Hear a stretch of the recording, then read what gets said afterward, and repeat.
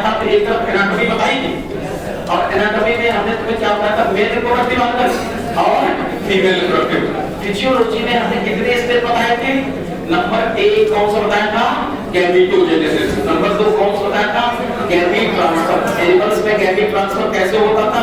Population और insemination द्वारा। इसके बाद कौन सी बताई थी?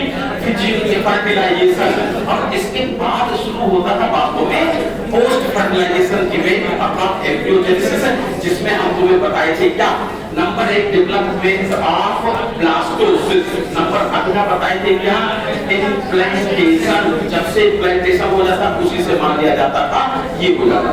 तो ये जो हम तुम्हें पढ़ा चुके थे, 2 मिनट के लिए जैसी जल्दी दिखा दे, फिर पढ़ते हैं नया जहां से शुरू होना था। तो एक बार हमने तुम्हें एनाटॉमी पढ़ाई थी और फिजियोलॉजी पढ़ाई थी। फिजियोलॉजी में गैमेटोजेनेसिस और इंसेमिनेशन फर्टिलाइजेशन पढ़ा चुके थे। इसके बाद हमने कहा था एम्ब्रियोनिक डेवलपमेंट में सबसे पहला उद्देश्य होता था डेवलपमेंट ऑफ ब्लास्टोला स्टेज अर्थात डेवलपमेंट ऑफ ब्लास्टोसिस। और ब्लास्टोला ही होता है जो यूट्रस की दीवार में चिपक जाता है, चिपक के क्या कहते थे? इम्प्लांटेशन। क्या कहते थे? इम्प्लांटेशन। और हमने तुम्हें ये भी बोला था कि इसके बाद जिस दिन से इम्प्लांटेशन होता था इनकी गर्भावस्था शुरू हो जाती, क्या कहते थे? गेस्टेशन कहते थे, और 9 महीने बाद हो जाता था चाइल्ड। किसी को याद आया कि जितनी ये फिजियोलॉजी है ये जन्म से होती थी या हमने तुमसे कहा था कि शुरू होती है प्यूबर्टी के बाद?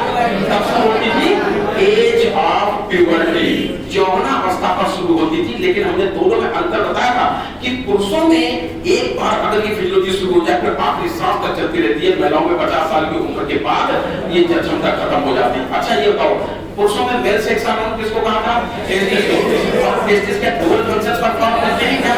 हां, ये सेक्स ऑर्गन के अलावा इंडोक्राइन स्ट्रक्चर का भी काम करते हैं ना, अर्थात sperm as well as hormone produce करते हैं ना। और हमने तुमसे कुछ सेकेंडरी यानी कि सहायक सेक्स ऑर्गन भी बताए थे। रीटी टेस्टिस, एपिडिडाइमिस, वासा फ्रेंस, एपिडिडाइमिस और कार्डियक। एसएससी ग्लैंड कौन-कौन से बता चुके हैं?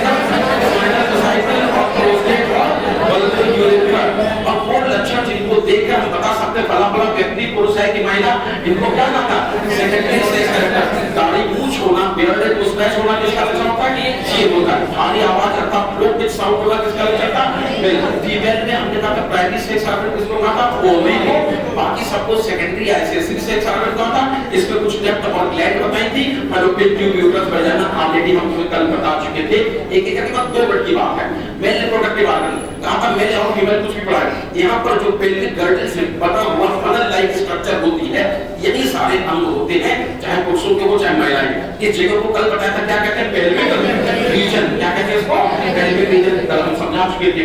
जब हमने कल तुम्हें मेल रिप्रोडक्टिव ऑर्गन पूरा पढ़ाया था तो हमने शुरुआत की थी यहाँ से, और इसको कहते थे मुख्य अंग अर्थात प्राइमरी सेक्स ऑर्गन मतलब टेस्टिस।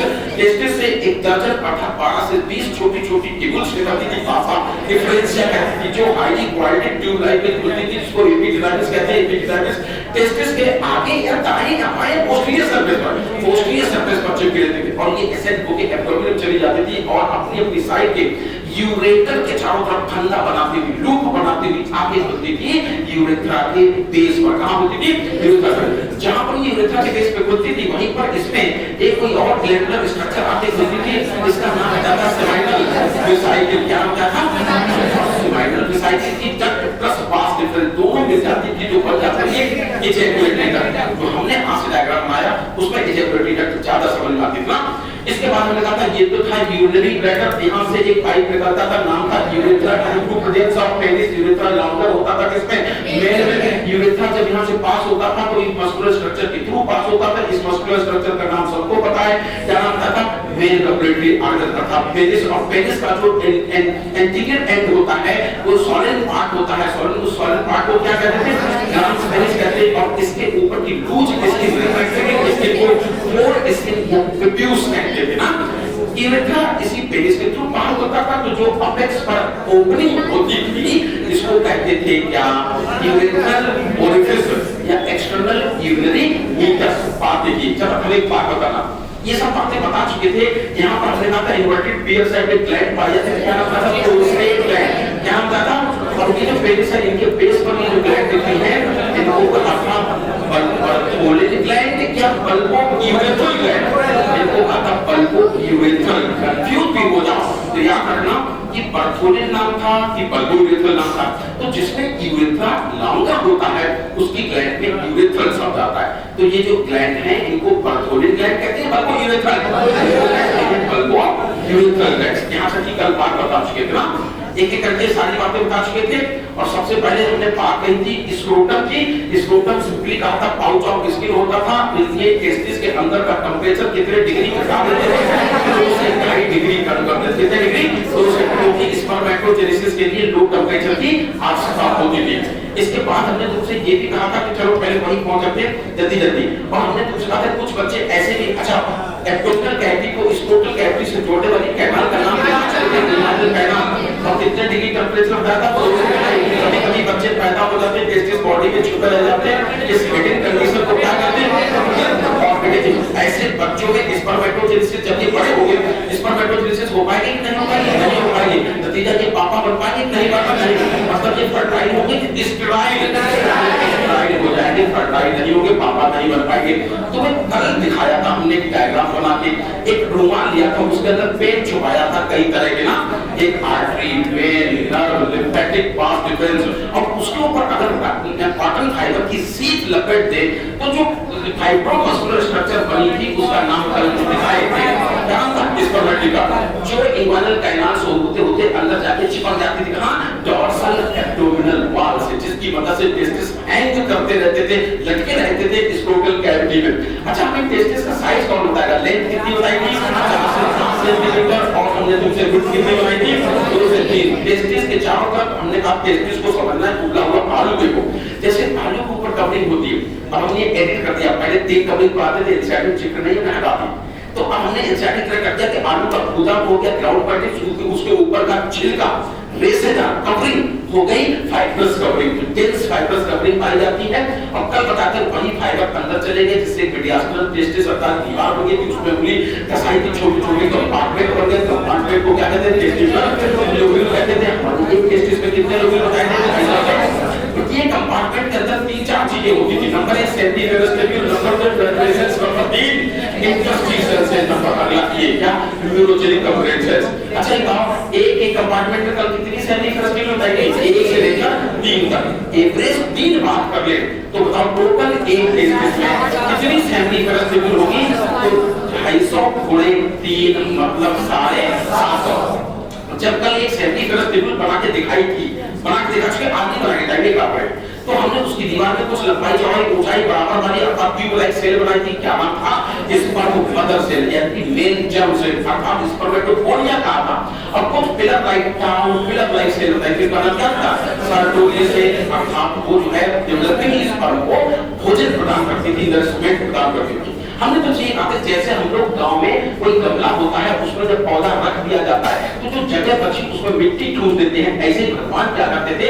टेस्टिकुलर कंपार्टमेंट में सेमीवेगस ट्यूब्यूल रखने के बाद आसपास जो जगह बचती थी वहां एक टिश्यू भर देते थे, उसी टिश्यू को इंटरस्टिशियल टिश्यू, उसको बनाने वाली सेल को इंटरस्टिशियल सेल, दूसरा नाम क्या है? सेल ऑफ जो मर्दानगी वाला हार्मोन सिक्रीट करती है, जो कि मेल सेक्स हार्मोन को कॉमनली एंड्रोजन कहते हैं। जो सबसे ज्यादा मात्रा में एंड्रोजन निकलता है वो होता है टेस्टोस्टेरोन। कौन सा होता है? ये मेजर मेल सेक्स हार्मोन कहलाता है। इसके बाद हमने तुम्हें एपिडिडाइमिस बताई चुके थे, पास डिफरेंस बताई चुके थे, यूरेथ्रा लॉन्गर होता है मेल में, ये बता ही चुके थे। और उसके दरवाजे को नाम क्या आता है? पेनिस मेल एक्सटर्नल जेनिटलिया है, सबको पता है। स्पेशल टिश्यू का बना होता है, स्पर्मी टिश्यू का बना होता है, जिससे उस स्पर्ज में जो स्पेस होता है, पोर होते हैं, वहां पर जब ब्लड भर जाता है तो पेनिस हार्ड हो जाता है, इरेक्ट हो जाता है। तो इस तरह से ऐसे टिश्यू का माना जाता है जो पेनिस इरेक्टेड पेनिस ही फीमेल बॉडी में स्पर्म पहुंचाने में अर्थात इंसेमिनेट करने में सक्षम होता है। याद आया? यहाँ तक बात बता चुके थे। 3 ग्लैंड बताई थी, कौन कौन सी? Seminal vesicle, number 2 prostate gland, number 3 ये। अच्छा वो हमने कहा था चाय का एग्जांपल दिया था, चाय बनाते हैं 3 कप तो पानी में डालेंगे, 1 कप दूध डालेंगे, बूंद 2 बूंद इत्र डालेंगे, तो सबसे ज्यादा मात्रा किसकी डालेंगे? पानी की। अर्थात जो पहली ग्लैंड है ये माना कि परसेंटेज जो है पढ़ने की जरूरत नहीं, लेकिन मैं एहसास कराने के लिए कि कैसे चाय कहलाता। सीधे चाय स्कूल की था ना, बोलो हमने नहीं की थी, अमिताभ बच्चन ने की थी। अमिताभ बच्चन जब चलवा पिक्चर आती थी, सहनशाह, लाल बादशाह, प्रॉब्लम चीनी कम, प्रॉब्लम बचा है चीनी कम, तो प्रॉब्लम चीनी कम है तो नहीं चाहिए। अभी मैं नहीं समझ पा रहा, वहीं से आइडिया मिला था कि सीमेंट मतलब चाय। अच्छा सुनो, तो तुम्हें ये सारी कहानी बता चुके, एक बार फिर चलते थे कौन बताएगा। एक बार में कितना सीमेंट इजैकुलेट होता है? 2 से 5। पीएच 7 या 7 से कम, 7 से ज्यादा, यानी कि एल्कलाइन या स्लाइटली एल्कलाइन 7.4 के आसपास। क्या क्या और ज्यादा पाया जाता है? फ्रक्टोज, कैल्शियम और सारे एंजाइम। अच्छा, जैसे ब्लड पढ़ते थे फ्लूइड मैट्रिक्स पार्ट को क्या कहते थे? Blood plasma. यहाँ इसको क्या कहते हैं? सीमेंट। और इसमें आरबीसी डब्ल्यूबीसी को क्या कहते थे? Blood cells. यहाँ इस पर जरा बताओ 1 ml सीमेंट में कितने लाख होते हैं? तो कहोगे 200 से लेकर 1200 लाख, क्योंकि 1 बिलियन का मतलब होता है 10 लाख, तो इसमें 10 का पूरा कर दो ना। अच्छा, इस पर जिंदा कितना रहता है बॉडी से निकलने के बाद? तो 12 से 72 घंटे तक जिंदा रह सकता है।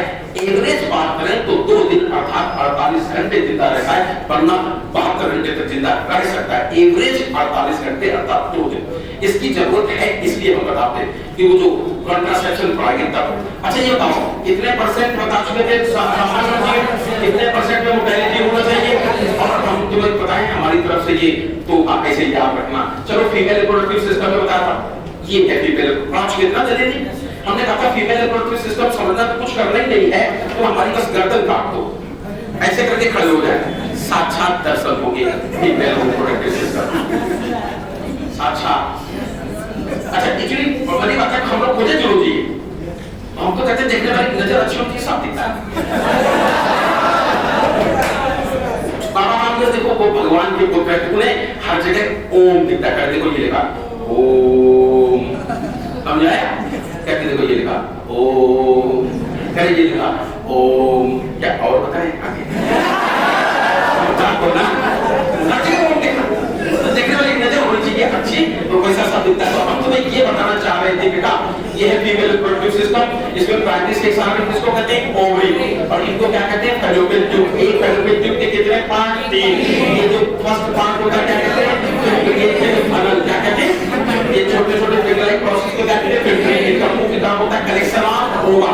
पार्ट क्लोजेस्ट टू ओवरी कौन है? यही रेटिकुलम अर्थात फिल्ट्रेटेड प्रोडक्ट। ये सबसे जो वाइडर पार्ट होता है उसको क्या कहते हैं? Ampulla. Site of fertilization ampulla, fertilization यही होता है। और ये जो नैरो पार्ट होता है क्या कहते हैं? इसको। अच्छा ये बताओ, ये जो होता है इसको कहते हैं यूट्रस। क्या कहते हैं?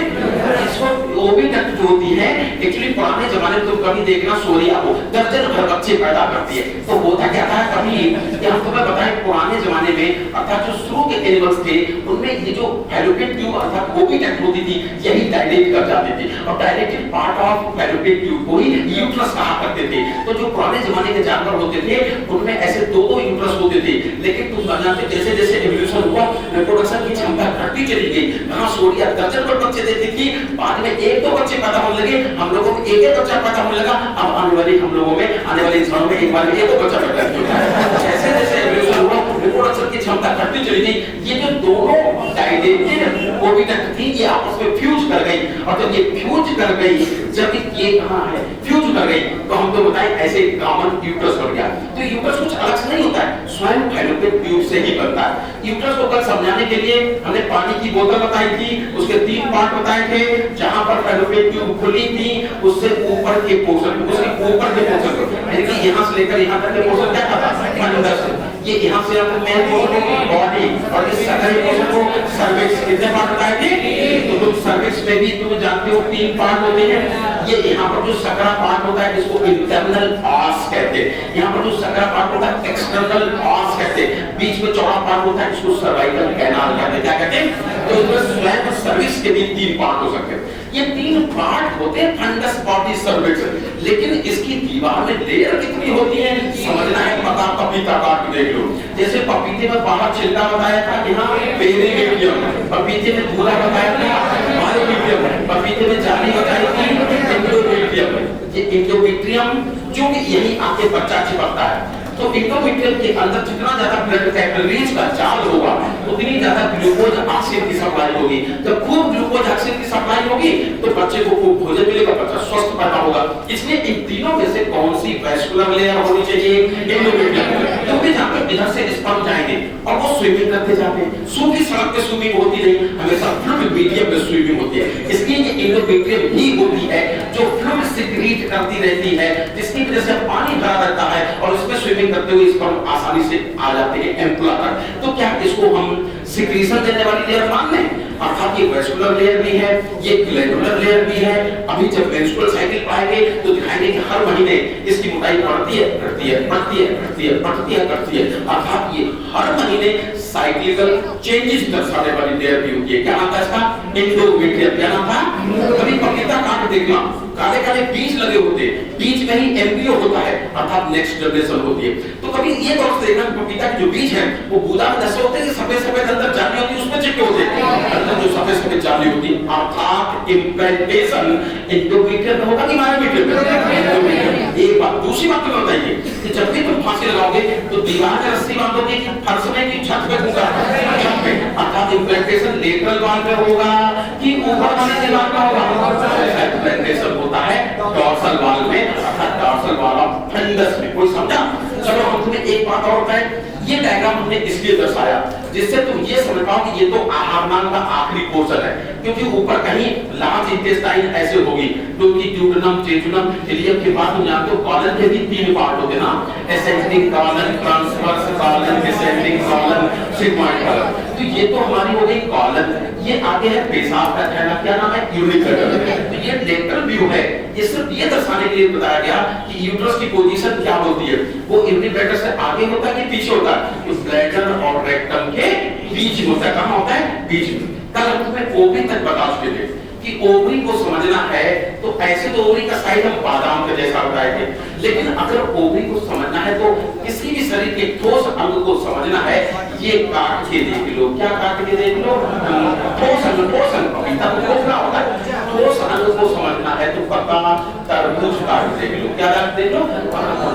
जैसे तरबूज में बाहर छिलका होता है, वैसे यहाँ क्यूबाइडल सेल्स की एक कवरिंग होती है, और जैसे तरबूज के अंदर गूदा बड़ा होता है, किसी भी अंग को काटो, अंगगत को काटो, मतलब आर्टर या सेल आर्टर को काटो, जो फ्लूइड सबसे ज्यादा मात्रा भरा होगा वही हमेशा मैट्रिक्स या स्ट्रोमा कहलाता है। चाहे माइटोकॉन्ड्रिया की बात कर लो, चाहे क्लोरोप्लास्ट की बात कर लो, और चाहे किसी स्टेम या रूट की बात कर लो, और चाहे ओवरी की बात कर लो, किडनी की बात कर लो, अंदर जो कुछ भरा है स्ट्रोमा कहलाएगा। लेकिन जब पका तरबूज होता है तो उसमें हमने देखा है कि बीच का गूदा अर्थात मैट्रिक्स लाल रंग का भी दिखता है और छूने पर धुलाई भी होता है। इस मिडिल लूज पोर्शन को मेडुला कहते हैं। क्या कहते हैं? मेडुला।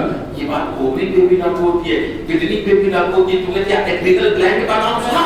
वहां पर भी ऐसे ही कहा जाता है कि आउटर डेंस पोर्शन को कॉर्टेक्स, इनर लूज पोर्शन को मेडुला। अब नहीं पूछा जाएगा, एक जमाना पहले सिपियम पूछा गया था कि तुम ऐसे ही सोचो, ओवरी का ये ग्राउंड मैट्रिक्स है, बीच वाला पोर्शन लाल है, जरा सोच बताओ हमारे शरीर में वो कौन सी चीज है जो रेड कलर की होती है? ब्लड। तो एक बार मेरे जमाने में सवाल पूछा गया था कि ओवरी में अगर ब्लड वेसल्स बनानी है, आर्टरी वेन्स बनानी है, तो वो कॉर्टेक्स में होती है कि मेडुला में होती है? मेडुला में होता ही रेड इसलिए है कि आर्टरी वेन्स यही बनाई जाती है। इतनी बात पक्की। अब हम तुम्हें मेन मुद्दे की बात बताने जा रहे हैं कि आखिरकार ओवरी के अंदर कैसे क्या होता है, ओवम बनता कैसे। ठीक, थोड़ा सा डायग्राम दिखा दें फिर जल्दी जल्दी बताएंगे। ओवरी के अंदर ओवम बनता कैसे है, थोड़ा सा ये दिखा दें और इसके बाद हम तुम्हें आगे कहानी बताएंगे अगले पेज पर। अभी ये बात नहीं लिख पाएंगे, ये केवल एक बार देख लो फिर हम अपने आप बनाएंगे डायग्राम। बस ऐसे जल्दी जल्दी देख, जिससे तुम्हें याद आ जाए कि हम कहाँ पे बात कर रहे हैं। ठीक, तो अब आगे बढ़ पड़ा है। हम तुमसे ये कहने जा रहे थे कि आखिरकार ओवरी के अंदर ओवम बनता कैसे। देखो ये है मान लो शरीर और ये है ओवरी, और ओवरी जो होती है पके पपीता से तुलना हमने की थी, तो हमने तुमसे कहा था कि ओवरी यही कहीं होगी। ये है ओवरी पार, और ये है मान लो ओवरी, ऐसे करके सारी कहानी तय। ये जो ओवरी होती है इनके ये कहा था कि ये बाहर एक क्यूबाइडल एपिथेलियम की क्यूबाइडल सेल्स की एक कवरिंग पाई जाती है, इसी को कहते हैं जर्मिनल एपिथेलियम। क्या कहते हैं? जर्मिनल। और इसी की सेल्स को जर्म सेल अर्थात oogonia कहते हैं। मेल में पढ़ाते तो स्पर्मेटोगोनिया कहते हैं, फीमेल में पढ़ाते तो oogonia कहते हैं। और अंदर हमने तुमसे कहा कि पूरे में भरा है ग्राउंड मैट्रिक्स। ये अलग बात, ग्राउंड मैट्रिक्स को स्ट्रोमा कहा था, मिडिल पोर्शन को थोड़ा सा लूज बनाया था, इसको कहा था।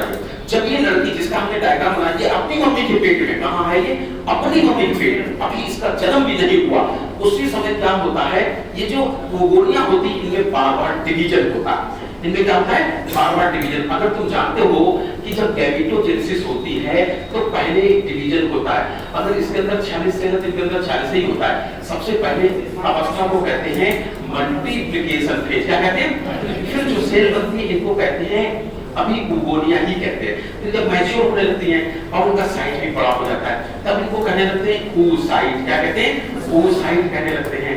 फिर हम तुम्हें बताएंगे जब ये सेल बड़ी हो जाती है तो यहाँ से यहाँ तक कुछ नहीं होता है, सिर्फ दूसरी अवस्था आती है गैमेटोजेनेसिस की, जिसका नाम है ग्रोथ फेज। क्या नाम है? Growth phase. फिर हम तुमको बताएंगे इसमें होता है अर्धसूत्री विभाजन। अर्धसूत्री विभाजन दो बार में हो पाता है। एक तो बताएं क्या? मियोसिस फर्स्ट है, एक होता है मियोसिस सेकंड है। ये अलग बात है कि फीमेल में जब पढ़ाते हैं तो हम बताएंगे दोनों से एक सेल सूख के छुआरा हो जाती है। बाद में बताएंगे इस छुआरा हो जाने वाली सेल को पोलर बॉडी कहते हैं। क्या कहते हैं? एक सेल फंक्शनल बचती है, इसको भी oocyte ही कहते हैं। अब oocyte दो बार लिख दिया, यहाँ पर भी लिखा, यहाँ पर भी लिखा। पहचानने के लिए इसको हमने पहला नंबर दे दिया और इसको हमने दूसरा नंबर दे दिया। इसको क्या कहते? Primary oocyte। इसको कहते हैं। फिर इसमें चाकू चलता है, ये तो बेकार है, इसमें फिर चाकू चलेगा तो फिर दो सेल्स बनेगी। बात वही है, एक सेल सामान्य साइज का रहती है और एक कैपिटल सेल फिर सूखी छुआरा हो जाती है। इसको भी यही कह दिया जाता है क्या? Polar body. चाहो तो इसको फर्स्ट पोलर बॉडी, इसको सेकंड पोलर बॉडी। इस तरह से यहाँ से यहाँ तक जो गैमेटोजेनेसिस का स्टेप होता है उसको कहते हैं तीसरा स्टेप अर्थात मैच्योरेशन फेज। क्या कहते हैं? अभी खूब डिटेल पढ़ेंगे गैमेटोजेनेसिस। 3 स्टेप पढ़ेंगे। सबसे पहले माइटोटिक सेल डिवीजन होता है। प्रत्येक जर्म सेल, चाहे पुरुष में स्पर्मेटोगोनिया चाहे महिलाओं में oogonia, ये अपनी संख्या बढ़ाती है, अपने आप को मल्टीप्लाई करती है, 2 गुना 4 गुना 8 गुना।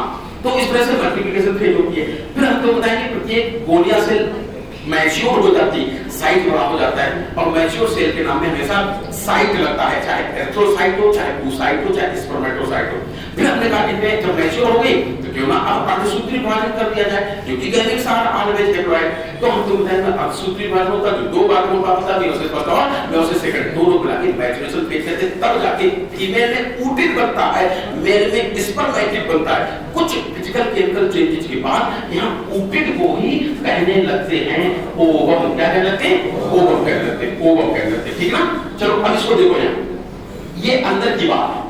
यहाँ क्या होता है थोड़ा सा बता रहे जल्दी जल्दी कि यहाँ ये बात है, जब ये oogonia, जब ये मम्मी अपने मम्मी पेट में, उसी समय ये जो जर्नल एपिथेलियम की जर्म सेल है इनमें खूब बार-बार डिवीजन होता है, जिससे बहुत सारी oogonia बन के यही कॉर्टेक्स में पड़ी रहती है। इस तरह से किसी भी लड़की में उसके जन्म से पहले ही गैमेटोजेनेसिस की फर्स्ट फेज कंप्लीट हो जाती है, मल्टीप्लिकेशन फेज कंप्लीट हो जाती है।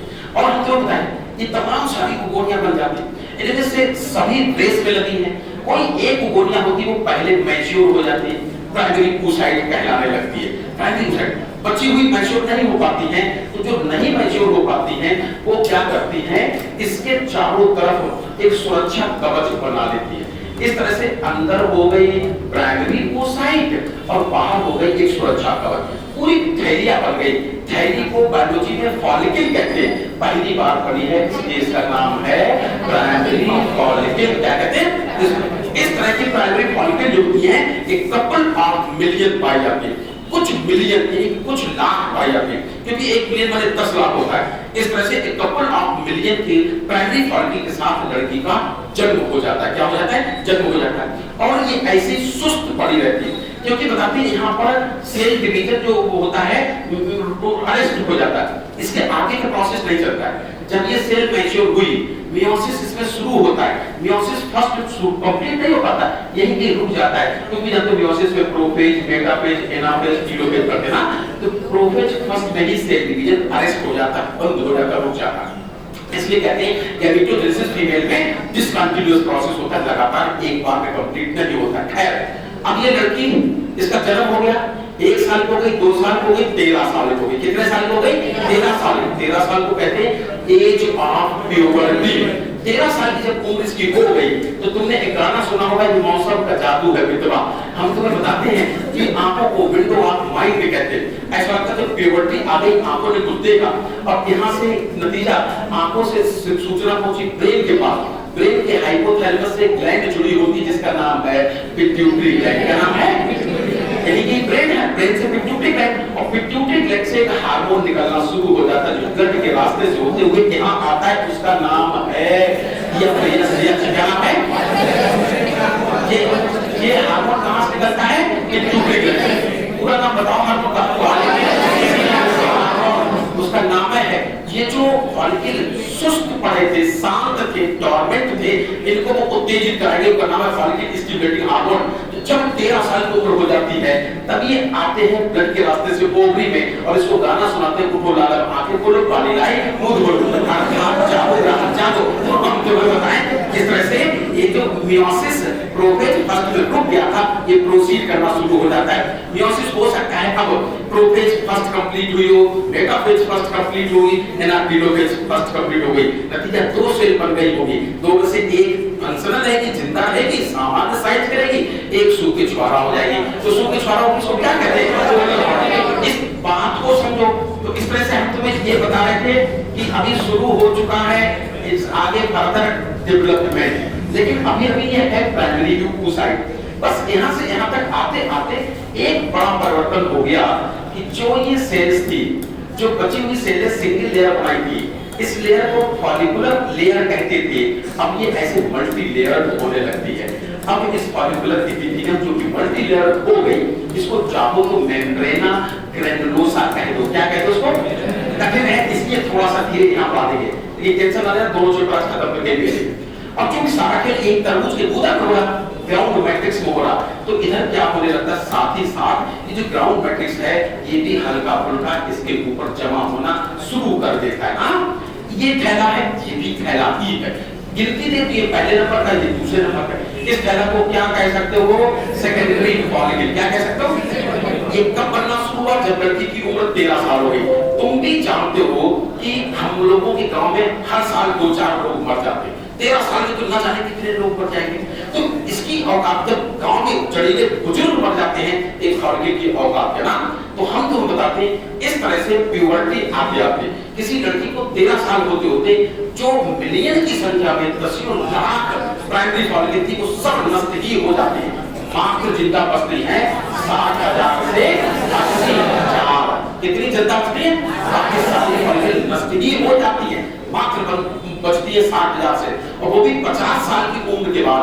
दोनों उम्र में एक और थैला नहीं बचता है, इसलिए मम्मी बनने की क्षमता खत्म हो जाती है। जैसे जैसे और समय व्यतीत हुआ हम तुम्हें बताएंगे थोड़ा सा और परिवर्तन होता है। क्या होता है इसी फॉलिकल में? अब ये प्रोफेज फर्स्ट, ये तब मियोसिस फर्स्ट पूरी तरह कंप्लीट हो जाता है, जिससे अंदर की जो सेल थी वो वास्तव में अब कहलाने लगती है सेकेंडरी oocyte, और एक डॉटर सेल यहाँ से निकल के अलग हो गई, उसको कहते हैं पोलर बॉडी। जैसे हम लोगों के शरीर से पसीना निकलता है, वैसे ही ये जो सेकेंडरी oocyte है इससे एक प्रोटीन सिक्रीट होती है, और वो प्रोटीन इस सेकेंडरी oocyte को चारों तरफ से ढक लेती है। नतीजा इसी चक्र में अंदर फंस जाती पोलर बॉडी। इस प्रोटीनेशियस लेयर को जोना पेल्यूसिडा कहते हैं। क्या कहते हैं? जोना पेल्यूसिडा। बाकी ये जो सेल थी जिनको अभी थोड़ी देर पहले मेम्ब्रेना ग्रैनुलोसा कहा था, ये आज भी हैं, लेकिन जैसे जैसे समय व्यतीत होता है जो यहाँ पर बीच में पानी भरने लगता है, कोई लेकर इकट्ठा होने लगता है। जैसे तुम लोग क्लास में पास बैठो, कोई बच्चा वोमिटिंग करते तो इतने ही पास बैठे रहे दूर हट जाओ, लगता है बच्चे बीच से फट गए, दूर हुए। तो वैसे जाता है यहाँ एक कैविटी बनना शुरू हो जाती है, जिससे मेम्ब्रेना की सेल्स जो होती हैं स्प्लिट कर जाती है, कुछ बाहर की तरफ हो जाती है, कुछ अंदर की तरफ, और कुछ ऐसी होती जो अभी भी आपस में दोनों जुड़ी रहती है। यहाँ पर जहां पर बाहर वाली सेल्स अंदर वाली सेल्स से जुड़ी रहती हैं, इस जोड़ने वाली जगह को कनेक्टिव को डिस्कस प्रोलीगेरस कहते हैं, और जो अंदर साइड से घेरे थे इसको क्यूबुलस ओफोरिकस कहते हैं। ये जो ग्राउंड मैट्रिक्स से बनी थी लेयर यहाँ तक आते आते और स्पष्ट दिखने लगती है, और भी डिस्टिंक्ट हो जाती है। जब बहुत स्पष्ट दिखने लगती है तो पता चला कि ग्राउंड मैट्रिक्स जो लेयर बनती है इसमें स्वयं 2 लेयर है। एक तो फाइब्रस लेयर है और अंदर अंदर एक सेल्स की लेयर भी है जो ग्राउंड मैट्रिक्स से लेयर बनती है। इन दोनों लेयर को थीका कहते हैं। क्या कहते हैं? जो बाहर वाली है थीका एक्सटर्ना और अंदर वाली है थीका इंटरना, और ये थीका इंटरना की सेल से ही भविष्य में एक हार्मोन निकला करेगा जिसका नाम है ईस्ट्रोजन। क्या नाम होता है? ईस्ट्रोजन। इस तरह से अगर ये पहली अवस्था है प्राइमरी फॉलिकल, दूसरी अवस्था है सेकेंडरी फॉलिकल, इसको नाम क्या दें? तीसरी अवस्था टर्शियरी फॉलिकल। क्या कहते हैं? पता इसमें अंदर पानी भरा होता है। बायोलॉजी में पानी से भरे थैला को ब्लैडर या वेसाइकिल कहते हैं। यूरिनरी ब्लैडर हो या यूरिनरी वेसाइकिल, सेमाइनल वेसाइकिल, तो यहाँ पर भी तो पानी भरा, इसलिए टर्शियरी फॉलिकल को कभी-कभी वेसिकुलर फॉलिकल भी कहते हैं। क्या कहते हैं? Vesicular follicle. वेसिकुलर फॉलिकल सुनता बेटा, सुनना। इसके बाद क्या होता है? जैसे जैसे और समय व्यतीत होता है सब कुछ ऐसा ही रहता है। क्या? सब कुछ ऐसे ही रहता है। इधर ही देखना बहुत ही तसल्ली से, क्योंकि यही सब कुछ है। इसी के दम पे हम तो मेंस्ट्रुअल साइकिल समझा पाएंगे, इसी के दम पे हम कॉन्ट्रासेप्शन समझा पाएंगे। जैसे जैसे और समय व्यतीत हुआ ये बीच का जो सेल्स ये डिटैच हो जाते हैं। अंदर अभी भी सेकेंडरी oocyte, अंदर सेकेंडरी oocyte, क्योंकि अभी फिर यहाँ मेटाफेज सेकेंडरी आके सेल डिवीजन रुक जाता है, अभी पूरी तरह ओवम नहीं बन पाता है। ये सेकेंडरी oocyte है और साथ में यहाँ है ये पोलर बॉडी। अभी तुमसे कहा था कि इसके ऊपर की प्रोटीन की लेयर का नाम क्या था? जोना सेल्यूलोज। ये किसकी बनी लेयर है? प्रोटीन की।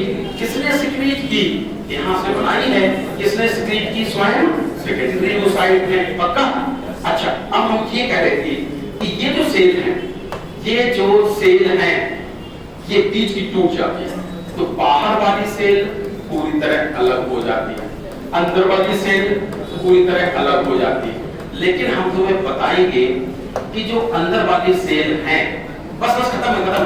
जो अंदर वाली सेल, उनके अरेंजमेंट में कुछ अंतर आ जाता है। वो क्या करते हैं? ऐसे अरेंज होने लगती है जैसे तुमने किसी कुएं के चारों पर ईंट देखी हो, ऐसे लगाई जाती है, ऐसे करके ईंट लगाई जाती है। इस अरेंजमेंट को कहते हैं रेडियल फॉर्म का अरेंजमेंट। क्या कहते हैं? इस तरह से जो इनर लेयर की सेल्स थी रेडियल फॉर्म में अरेंज हो जाती है, और इसी सेलुलर लेयर को अब कोरोना रेडिएटा कहते हैं। क्या कहते हैं? Corona radiata. इस तरह से ये चौथी अवस्था है, अर्थात फॉलिकल की थैला की आखिरी अवस्था है। इसको कहते हैं ग्रेवियन फॉलिकल। क्या कहते हैं? इसके आगे अब कुछ नहीं होना। इसलिए एक बार सवाल सर की तरह पूछा गया था, फुल्ली मैच्योर ठीक हो गया क्या? कठिन है थोड़ा सा कर। Fully mature ovarian follicle is known as Graafian follicle. क्या कहते हैं इसको? इतना सब समझ पाए। अब क्या होता है? हमने तुमसे कहा कि इस महिला के ब्रेन जिसको हाइपोथैलेमस जहां से पिट्यूटरी, इस पिट्यूटरी से अब कोई दूसरा हार्मोन निकलता है और उस हार्मोन का नाम है LH। क्या नाम है? LH। पूरा नाम बताओ। Luteinising hormone. नाम कितना सुंदर। लुटिनाइजिंग हार्मोन मतलब लुटिनाइजेशन कराने वाला हार्मोन, मतलब कार्पस लुटियम बनाने वाला। जैसे हम तुम हमसे कहो कि गुरुजी मुर्गा खाने का मन है, तो हम तुमसे कहें चलो मुर्गा की गर्दन काटते हैं, हत्या करते हैं, तो बोलो नहीं हत्या करने का मन नहीं, मुर्गा चाटने का मन है। तो हम क्या बेटा चाहे हिंदी में बोलो चाहे अंग्रेजी में, बात एक है मुर्गा खाओ तो पहले तो हत्या तो करनी ही पड़ेगी। इसका नाम है लुटिनाइजिंग हार्मोन, कार्पस लुटियम बनाने वाला हार्मोन। तो अगर ये कार्पस लुटियम बनवाना चाहता है तो ग्रेफियन फॉलिकल की गर्दन काटनी पड़ेगी, ग्रेफियन फॉलिकल की हत्या करनी पड़ेगी। और जैसे ही ग्रेफियन फॉलिकल की हत्या होती है, ग्रेफियन फॉलिकल रप्चर होती है, तो हम तुम्हें बताएंगे ये बीच की स्ट्रक्चर टपक पड़ती है। ये बीच की स्ट्रक्चर टपक पड़ती है, ये वाली स्ट्रक्चर टपक जाती है, निकल के बाहर आ जाती है। तो इसको हम बिगाड़ ही दे रहे। ये बीच की स्ट्रक्चर निकल के बाहर आ जाएगी, जो कुछ बचा है ये रीजनरेट कर जाता है। इस तरह से ओवरी के अंदर एक येलो कलर्ड स्ट्रक्चर बन जाती है, और इस येलो कलर स्ट्रक्चर को हम क्या कहते हैं? लुटियम। लुटिन शब्द येलो के लिए होता है, जैसे आंख में येलो स्पॉट, मैकुला लुटिया, नाम सुना? इस तरह से इधर तो कार्पस लुटियम बन गई। जो कुछ यहाँ बीच से निकला ये आ गया, यहाँ से निकल कर यहाँ आ गया। तो वास्तव में ओवरी से ओवम निकला, ये सेकेंडरी oocyte निकली। ओवम नहीं बनता है अभी, क्योंकि मेटाफेज में यहाँ पर सेल फिर रुक जाता है।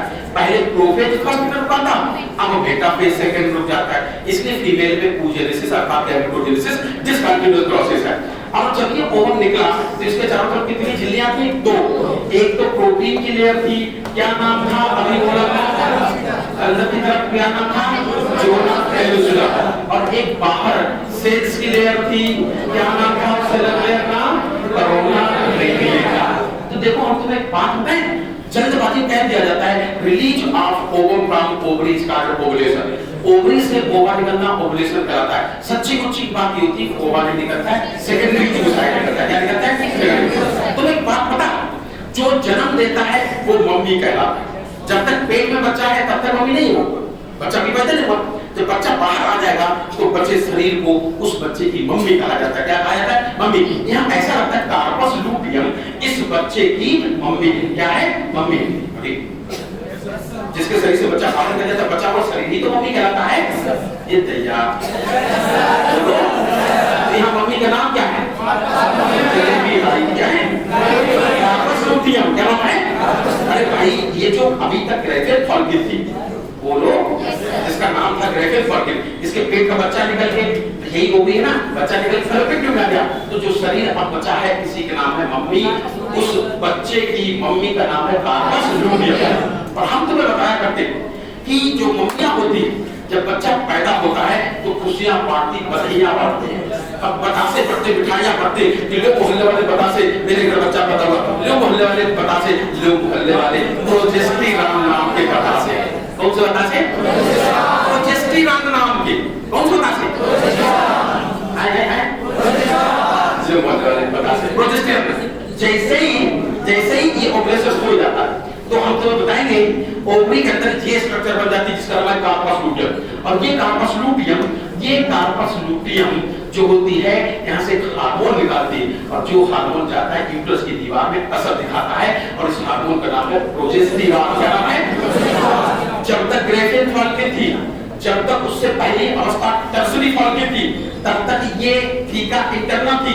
जब फीका इंटरना थी तो यहाँ से हार्मोन निकलता था, और उस हार्मोन का नाम था एस्ट्रोजन। क्या नाम था? जब तक सेकेंडरी टर्सरी ग्रेफेल फॉल्किन रहेगी तब तक फीका इंटरना रहेगी, तब तक एस्ट्रोजन निकलता है। क्यों निकलता है एस्ट्रोजन? मत भूलना इस पूरे साम्राज्य का सबसे बड़ा मेहमान है ओवम। कौन है? उत्तर प्रदेश का सबसे बड़ा मेहमान कौन है? मुख्यमंत्री। सबसे बड़ा स्वागत उसी को करना पड़ेगा। तो हम तुम्हें बताना चाहते हैं कि सोचो योगी जी मतलब मुख्यमंत्री जी उठा लिए जाए इधर सब लोग गंभीरता से, कोई समझा? सोचो अगर मुख्यमंत्री जी लखनऊ चले, ये पूरा साम्राज्य नहीं है।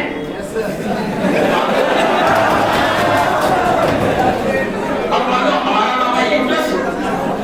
सोचो मुख्यमंत्री जी अगर लखनऊ चले, हमको कॉल करते हैं महाराज जी आपके घर आ रहे, क्या करना पड़ेगा? दुनिया के टेंट हाउस से गद्दे लाएंगे, दुनिया के अफगानिस्तान अंडा से मिठाइयां लाएंगे, ताकि हम सबसे बड़े मेहमान का, प्रदेश के मेहमान का अच्छे से स्वागत कर सकें। तो दोस्तों वास्तव में हार्मोन को मैसेंजर कहते हैं, हार्मोन को केमिकल मैसेंजर कहते हैं। एक्चुअली जब अंदर मुख्यमंत्री तैयार हो रहा होता है, कपड़ा लित्ता पहन रहा होता है सफर पे निकलने के लिए, तो यहाँ संदेश भेज दिया जाता है कि भाई साहब तैयारी करो, मेहमान कभी भी आपके यहाँ आ सकता है। नतीजा ये एस्ट्रोजन का काम हुआ करता था प्रोलिफरेशन ऑफ एंडोमेट्रियम। क्या काम होता था? कोई समझा? बोलो। एक बात बताओ, अगर किसी औरत के बच्चा पैदा हुआ वो खुशियां बांटे के लोग मोहल्ले वाले बता से कितने दिन जमा करें? महीना भर, 2 महीना भर, 3 महीना भर, 4 महीना पर बस। अर्थात अगर यहाँ से जो रिलीज होके गया इसका अगर ये जिंदा रहे, देखो भाई कोई ओवम तभी जिंदा रहेगा जब उसका फर्टिलाइजेशन हो जाए, क्योंकि हम लोग फर्टिलाइज्ड ओवम से ही बने। अब न जाने 80 साल जिएंगे, 110 साल जिएंगे, कितने साल जिएंगे। और अगर आपको बता दें ये ओवम फर्टिलाइज ना हो पाता तो 24 घंटे के अंदर मारा जाता है। कितने घंटे अंदर? स्पर्म कितने दिन अंदर रहता है? 2 दिन एवरेज। और ओवम मात्र 1 दिन। कितने दिन? बात मर जाता है। अगर इसके अंदर स्पर्म रखता है 1 दिन में जाएगा। तो हम बताना ये चाहते हैं अगर इसका फर्टिलाइजेशन हो जाए तो ये मम्मी, इसका फर्टिलाइजेशन हो गया तो जिंदा है, अगर ये जिंदा रहेगा, बच्चा जिंदा रहेगा, तो मम्मी खुशियां बांटती रहेगी, मगर मैक्सिमम कितने दिन? 3 से 4 महीने। प्रोजेस्टेरॉन कार्पस लुटियम से निकलता है 3 से 4। और सोचो अगर ये बच्चा मर जाए तो क्या होगा? ये बच्चा अगर मर गया, मरेगा कब? जब इसका फर्टिलाइजेशन नहीं होगा। फर्टिलाइजेशन कब नहीं होगा? अनमैरिड फीमेल है, बोलो, तो अनमैरिड फीमेल है, ना कोई 10 स्पर्म आएगा, ना फर्टिलाइजेशन होगा, तब भी ये बच्चा मारा जाएगा। और अगर ये बच्चा मारा गया तो इसकी मम्मी खुशियां बांटेगी कि रोएगी? मेरा बच्चा मर गया, आपको दूसरा पता करेगी, अरे हंसेगी, खुशियां मनाएगी तो रोएगी? रो रोके अपनी जान दे देगी। हम तो बताएंगे यहाँ इस मम्मी को खबर लगती है कि आपका बच्चा मारा गया, इसको खबर लगने में 9 दिन लग जाते, अगले 5 दिन में रोडों की जान दे देती, और बस मम्मी की जगह पर फिर कैलेंडर पड़ जाता है, आ माने आत्मा, आ माने एल्बिकेट्स। इसके बाद ये स्ट्रक्चर नष्ट हो जाता है, तब इसको वापस एल्बिकेट्स क्या कहते हैं। और जैसे ही यहाँ से अगर ये मम्मी मरे, हम तुम्हें बताया करते कि ऐसा समझो ये बोर्ड है, इसके ऊपर ग्लास लगा, इसके ऊपर एक और लेयर लगा दी ग्लास की, इसके ऊपर एक और लेयर भी लगा दी ग्लास की, इस तरह से लेयर के ऊपर लेयर बढ़वाती रहती है ईस्ट्रोजन। कौन? ईस्ट्रोजन। लेकिन इन लेयर को ये टपक जाए लेयर, इनको होल्ड करता है हमारा सांस, और होल्ड करता है मेरा हाथ का नाम क्या है? प्रोजेस्टेरॉन। जब तक प्रोजेस्टेरॉन आता रहेगा, एक्स्ट्रा थिकनिंग मेंटेन रहेगी। अब सोचो मम्मी गई मर, नतीजा मम्मी जब मर गई, इधर से प्रोजेस्टेरॉन निकलना बंद, और जैसे ही प्रोजेस्टेरॉन निकलना बंद, अर्थात हमने अपना हाथ हटाया, ये एक्स्ट्रा थिकनिंग सेट ऑफ हो जाएगी, और इसी को कहते हैं मेंस्ट्रुएशन। क्या कहते हैं? कोई समझा? ये होती है पूरी कहानी। तो तुम फिर समझ जाओगे, आगे बढ़ते हुए समझ पाए? क्या समझ पाए? क्या समझ पाए? ये बताओ, किसी लड़की के जन्म के समय कितने फॉलिकल होते हैं? 1.5 मिलियन, कितनी? कुछ मिलियन ना। 13 साल की उम्र तक प्यूबर्टी आता है, कितनी? 60 से 80 हजार। पक्का? अच्छा, किस अवस्था में फॉलिकल निष्क्रिय पड़ी रहती है? Primary follicle. 13 साल के बाद फिर फर्दर डेवलपमेंट शुरू होता है, सेकेंडरी फॉलिकल, टर्शियरी फॉलिकल और ग्रेजुएट फॉलिकल। वो कौन सा हार्मोन है जो इनका डेवलपमेंट कराता है? वो कौन हार्मोन है जो ग्रेजुएट फॉलिकल को रप्चर कर देता है? LH। ये कह सकते हो ओवुलेशन के लिए रिस्पांसिबल है, कह सकते हो कि LH development of corpus luteum के लिए रिस्पांसिबल है। तो इस तरह से हो जाता है कार्पस लूटियम का डेवलपमेंट और ओवुलेशन। पक्का? आगे हम तुम्हें पूरी फिजियोलॉजी पढ़ाएंगे। इससे पहले एनाटॉमी की एक चीज और बताते हैं जिसका नाम है मेमोरी ग्लैंड। क्या नाम है? Memory gland. पहले तो बताओ, मेमोरी ग्लैंड शब्द मैमेलिया से लिया गया, या उल्टा बोले मैमेलिया शब्द मेमोरी ग्लैंड से लिया गया। इस तरह ग्रंथियों को मेमोरी ग्लैंड कहते हैं। तो मेरे जमाने में गजब सवाल पूछा गया कि memory gland, functional mammary gland किसमें पाई जाती है? प्रोटोथीरियंस में कि मेटाथीरियंस में कि यूथीरियंस में? जब हम तुम्हारी तरफ पढ़ते थे तो डकविल प्लेटिपस हमें पाई जाती थी, जो अंडे देती थी। किसी अंडे के दूध पीते देखा है क्या? नहीं। तो हम समझते थे कि जो प्रोटोथीरियंस होते, जो मैमल्स अंडे देते, उनमें फंक्शनल मेमोरी ग्लैंड नहीं पाई जाती। सवाल मेरे जमाने में पूछा गया, functional mammary gland is the characteristic of NCERT लिखा फीमेल ऑफ ऑल मैमल्स।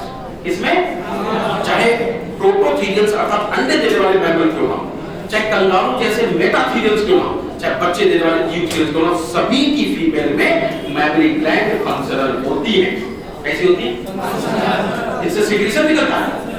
एक बार सिक्रीशन सवाल पूछा गया कि इनमें से कौन सी ग्लैंड है जो पुरुष में अवशेषी होती, वेस्टिजियल होती, महिलाओं में फंक्शनल होती? एक ऑप्शन था टीयर ग्लैंड, एक ऑप्शन था म्यूकस ग्लैंड, एक ऑप्शन था मेमोरी ग्लैंड। आंसर बताओ, कौन सी ग्लैंड होती जो पुरुषों में नॉन फंक्शनल, महिलाओं में फंक्शनल? Memory gland. एक लड़का पढ़ता तो मुझे शिकायत आती कि सर ये आपने नहीं पढ़ाया। तो मुर्गा पकड़ प्रभु सोच तो लिया होगा, नहीं समझा। अरे हमने नहीं पढ़ाया, कोई छोड़ से अपने दिमाग से बिल्कुल नहीं सोचो कि पुरुषों में मेमोरी ग्लैंड।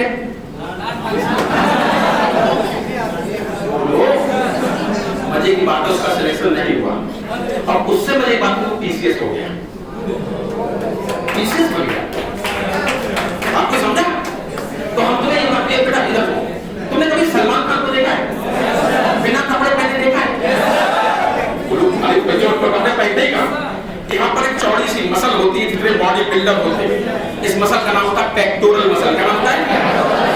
पत्थर जैसी है, थर गोलियां खाने के लिए, इसका नाम है पेक्टोरल मसल। तो फिर कोट क्यों निकला है? क्योंकि स्किन और मसल के बीच फैट इकट्ठा हो गया है, स्किन और मसल के बीच फैट। तो हम तुम्हें ये बताना चाहते हैं कि मान लो ये कोई महिला है और ज्यादा डायग्राम इज्जत से नहीं बनाएंगे, वरना तुम ये जानते हो कि दिक्कत में कभी हो जाए। तो हम तुम्हें बताएंगे और तुम बाकी समझना, ठीक है? बात बायोलॉजी है, सॉरी बायोलॉजी हमें पता नहीं है, डॉक्टर लोग हम तो बताएं इसको हमने मेमोरी ग्लैंड होती है, बोले तो। और अगर तुम भी जानते हो निप्पल होता है, निप्पल के इर्द गिर्द जो लाल कलर का एरिया होता है इसको कहते हैं एरियोला। क्या कहते हैं? मैंने सोलो बताया क्यों ट्रिमल से, नीच में नहीं, एक बार एम्स जब होता था सवाल पूछा गया। ये जो एरियोला होता है यहाँ पर भी माइन्यूट ग्लैंड होती है जिससे म्यूकस जैसा फ्लूइड निकलता है। एम्स ने पूछा था कि एरियोलर ग्लैंड्स आर, तो आंसर था मॉडिफाइड सेबेशियस ग्लैंड, जबकि मेमोरी ग्लैंड के लिए कहा जाता है modified apocrine type sweat gland. कैसे? स्वेट। मेमोरी ग्लैंड पसीने की ग्रंथियों के मॉडिफिकेशन पड़ती है और ये सेबेशियस ग्लैंड के मॉडिफिकेशन पड़ती है। तो फिर से बताना एरियोला किसी के याद आया? अच्छा, हम तुम्हें ये बताने जा रहे हैं कि ऐसे सोचो मना पड़े कुछ ज्यादा ही बिगड़ नहीं गया। अच्छा इधर सुनो बेटा, भाई मामला धीरे हो रहा, सुनो। ऐसा समझो ये है मेरी मसल, फुल बात दिखा, ये है चलो मसल, पेक्टोरल मसल, ठीक? सुनना गौर से, ये है पेक्टोरल मसल, डायरेक्ट मसल। बेशक इसके ऊपर चिपकी होगी हमारी स्किन, चलो ये है मान लो हमारी स्किन, ये है स्किन, ठीक? ऐसे चिपकी होगी स्किन। अभी तो चला टोन क्यों निकला है? क्योंकि स्किन और मसल के बीच फैट इकट्ठा हो गया, ठीक? तो इसलिए हम अपनी टोन की स्किन की तरह ऑलरेडी इस स्किन को उभारे दे रहे, ठीक? तो यहां देखना भाई, ये हमने तुम्हें बना दी मसल और मसल के ऊपर की स्किन को ऑलरेडी उभार दिया। अब क्या क्या भगवान ने एक फाइब्रस टिश्यू की मदद से ये जो स्किन और मसल के बीच की जगह है, यह फाइब्रस टिश्यू की मदद से ऐसे 15 से 20 छोटे छोटे कंपार्टमेंट बना दिए। क्या बना दिए? कंपार्टमेंट बना दिए, सूखते रहने गाँव। और प्रत्येक कंपार्टमेंट में, प्रत्येक गमला में एक एक पौधा रख दिया। तुमने कभी अंगूर का गुच्छा देखा है? अगर तुमने अंगूर का गुच्छा देखा तो तुम कहोगे कि ये है एक अंगूर के गुच्छे का मुख्य डंठल। हो सकता है यहाँ पर ऐसे तमाम ब्रांचेज निकली हो सकता है ऐसे यहाँ पर तमाम ब्रांचेज निकली हो ना, और यहाँ पर फिर ऐसे तमाम छोटी छोटी ब्रांचेज निकली हो, ऐसे तमाम छोटी छोटी ब्रांचेज निकली हो, और अंत लगा हो अंगूर। और ये जो अंगूर होते हैं इन्हीं दीवार में ट्यूब लाइक सेल्स होती है, इन्हीं के अंदर सिंथेसाइज होता है मिल्क, जो सिक्रीट होकर अंगूर की कैविटी में आता है।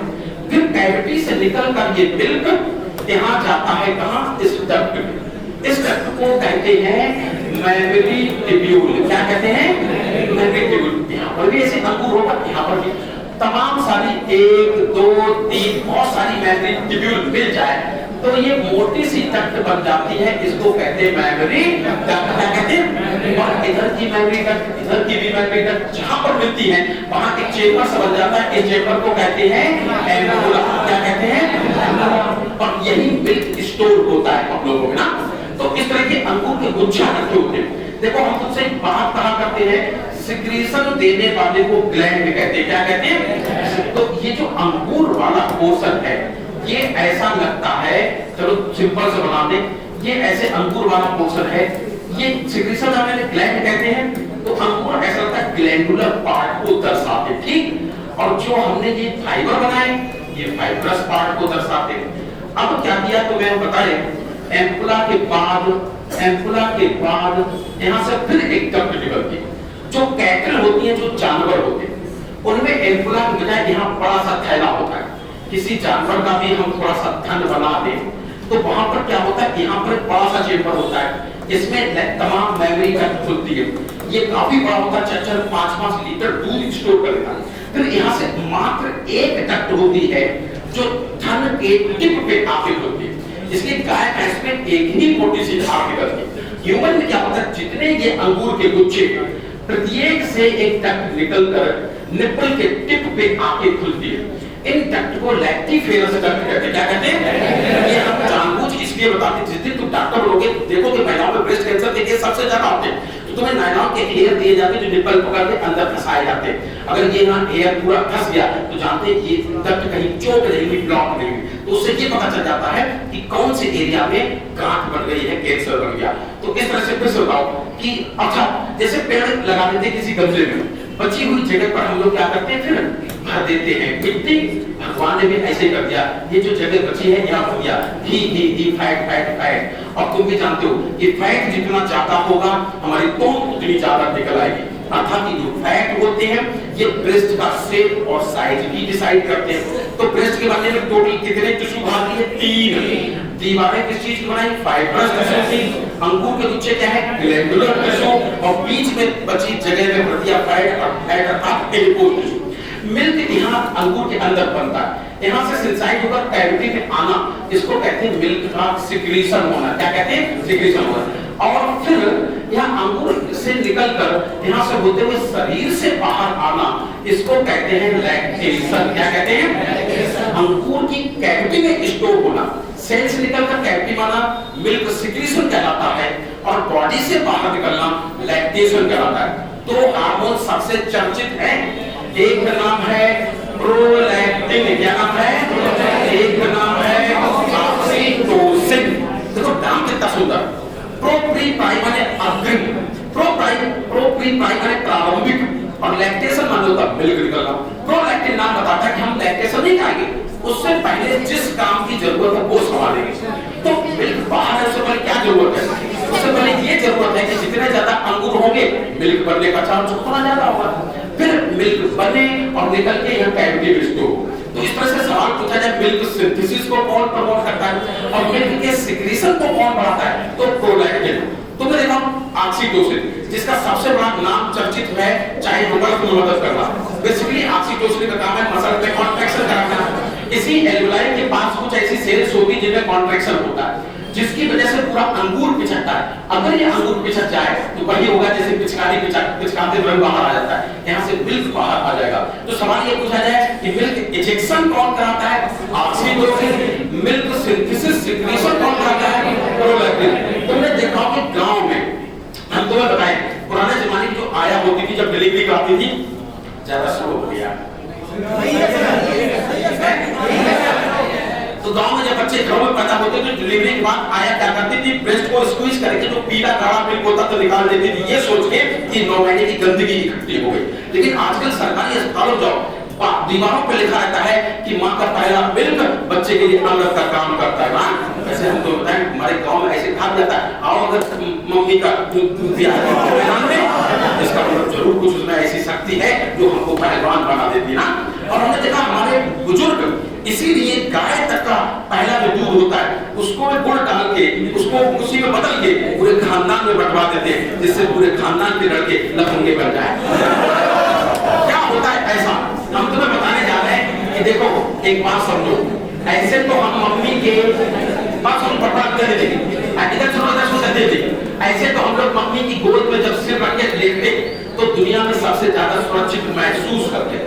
जब मम्मी की गोद लेते तब तो हम लोग बहुत सुरक्षित हैं, मम्मी के ऊपर आंच आएगी पहले हमारे ऊपर आंच नहीं आएगी। लेकिन सोचो अगर मम्मी के पेट में है तो हम कितने सुरक्षित होंगे ना, बहुत ज्यादा सुरक्षित होंगे। तो वैसे तो मम्मी के पेट में बहुत सुरक्षित है, लेकिन कई बार ऐसा होता है कि मान लो मम्मी पे हमला हो गया तो हमारी जान पे भी आंच आ सकती है।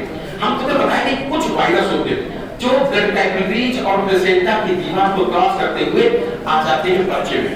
मम्मी तो बीमार हो गई, बच्चे भी बीमार हो सकते, कुछ वायरस ऐसे होते हैं।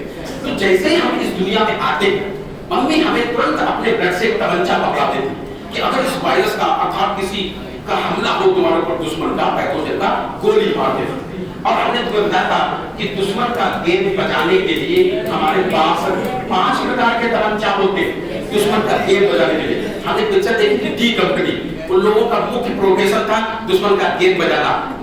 गंदा है पर धंधा है ये उसने कहा था, वो मटर करते थे, दुश्मन का गेंद बजाते थे। और गेंद बजाने के लिए हमारे पास 5 तमंचा है।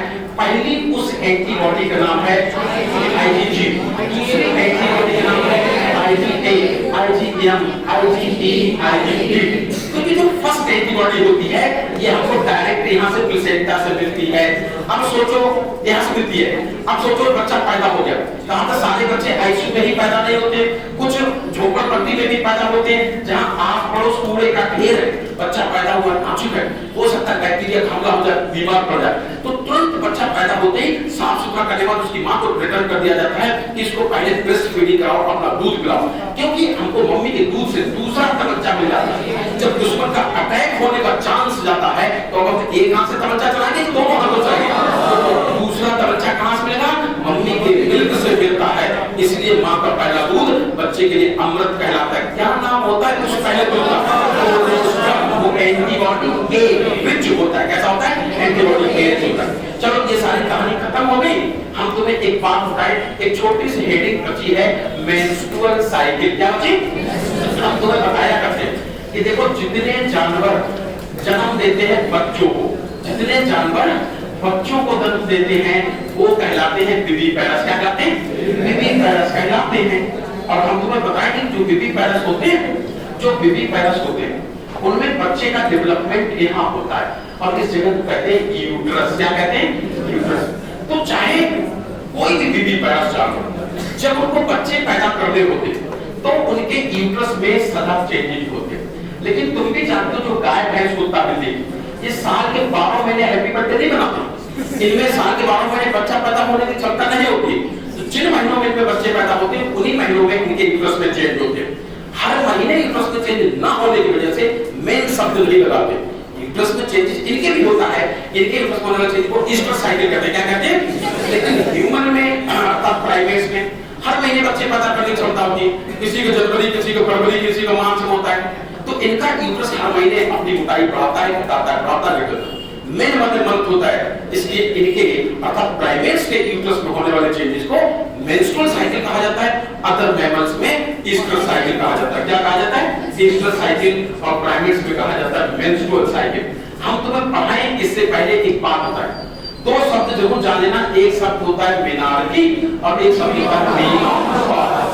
आर्की माने एंशिएंट होता है, मेनार्च कहते हैं सब लोग हम जानबूझ के मिलाते करते हैं, क्योंकि आर्की माने एंशिएंट। वो चिड़िया जो डायनासोर के जमाने में थी, जिसकी चोंच में दांत होते थे, उस प्राचीन चिड़िया को आर्कियोप्टेरिक्स कहते थे, क्योंकि आर्की माने एंशिएंट होता है ना। तो मेनार्की माने किसी महिला के जीवन की सबसे प्राचीन ब्लीडिंग, प्राचीन ब्लीडिंग। अब प्राचीन ब्लीडिंग कलयुग में होगी, महिला कलयुगी है तो मतलब किसी युग में होगी ना, कि ना कि हम त्रेता युग द्वापर ये पूछ रहे हैं। तो इस तरह से किसी महिला के जीवन की जो सबसे प्राचीन ब्लीडिंग होती है उसको मेनार्की कहते हैं। मतलब जो ये कह सकते हो कि फर्स्ट ब्लीडिंग को मेनार्की कहते हैं, जो 13 साल की उम्र हुई थी। और हम तो बताते हैं टेप रिकॉर्डर होते हैं, प्ले बटन होती, प्ले बटन दबाओ गाना चालू, 5 बटन भी होती, 5 बटन दबा दो गाना बंद। कैसे फंसी नहीं है, टेप रिकॉर्डर खराब भी नहीं हुआ, बिजली भी नहीं गई, गाना बंद। यही होता है। कोई महिला प्रेग्नेंट भी ना हो, डिजीज भी ना हो, यूट्रस भी जमा न हो, बावजूद इसके अपने आप प्राकृतिक तरीके से मेंस्ट्रुएशन होना बंद हो जाए तो इसको मेनोपॉज कहते हैं। और ये ऐसा अक्सर देखा गया, लगभग 45 से 50 साल की उम्र के बाद महिलाओं में मेंस्ट्रुएशन बंद ही हो जाता है। क्या होता है मेंस्ट्रुअल साइकिल में? एक बात को फटाफट से सुनना। अभी हम वैसे तुम्हें समझा चुके थे कि क्या होता है, जरा एक बात फटाफट देखना। अभी तुमसे कहा था कि ये है यूट्रस, और यूट्रस में कितनी लेयर बताई थी? 3। और पीते की जाली को क्या कहा था? एंडोमेट्रियम। क्या कहा था? एंडोमेट्रियम। और गूदे को क्या कहा था? बायोमेट्रियम। अच्छा चलो समझाने के लिए हम लाल रंग से ही बनाए दे रहे ये पपीते के अंदर की जाली। अभी तुमसे हमने ये कहा था इसी जाली पे आके एम्ब्रियो चिपकेगा, प्लाज्मा चिपकेगा। जितनी मोटी ये जाली होगी उतनी इसमें ज्यादा ब्लड कैपिलरीज का जाल होगा। जितनी ज्यादा ब्लड कैपिलरीज का जाल होगा, हम आने वाले बच्चे का उतनी आसानी से भरण पोषण करेंगे, बच्चा स्वस्थ पैदा होगा। तो जितने हर महीने बच्चे पैदा करने की क्षमता होती उनका यूट्रस यही करता है, हर महीने मोटाई बढ़ाता है, घटाता है, बढ़ाता है, घटाता है। क्यों? क्योंकि हमने आपसे तुमसे क्या कहा था? सोचो यहाँ से मुख्यमंत्री तैयारी कर रहे, कपड़े लिखते पहन गए, अभी जो प्राइमरी फॉलिकल है, सेकेंडरी फॉलिकल है, टर्सरी फॉलिकल है, ग्रेफियल फॉलिकल है, और मान लो ये रप्चर हो गई तो यहाँ से मुख्यमंत्री निकल के यहाँ आए। तो क्या संदेश नहीं भेजना पड़ेगा कि गजबा साहब हम तुम्हारे यहाँ 14 फरवरी को पहुंच रहे? बोलो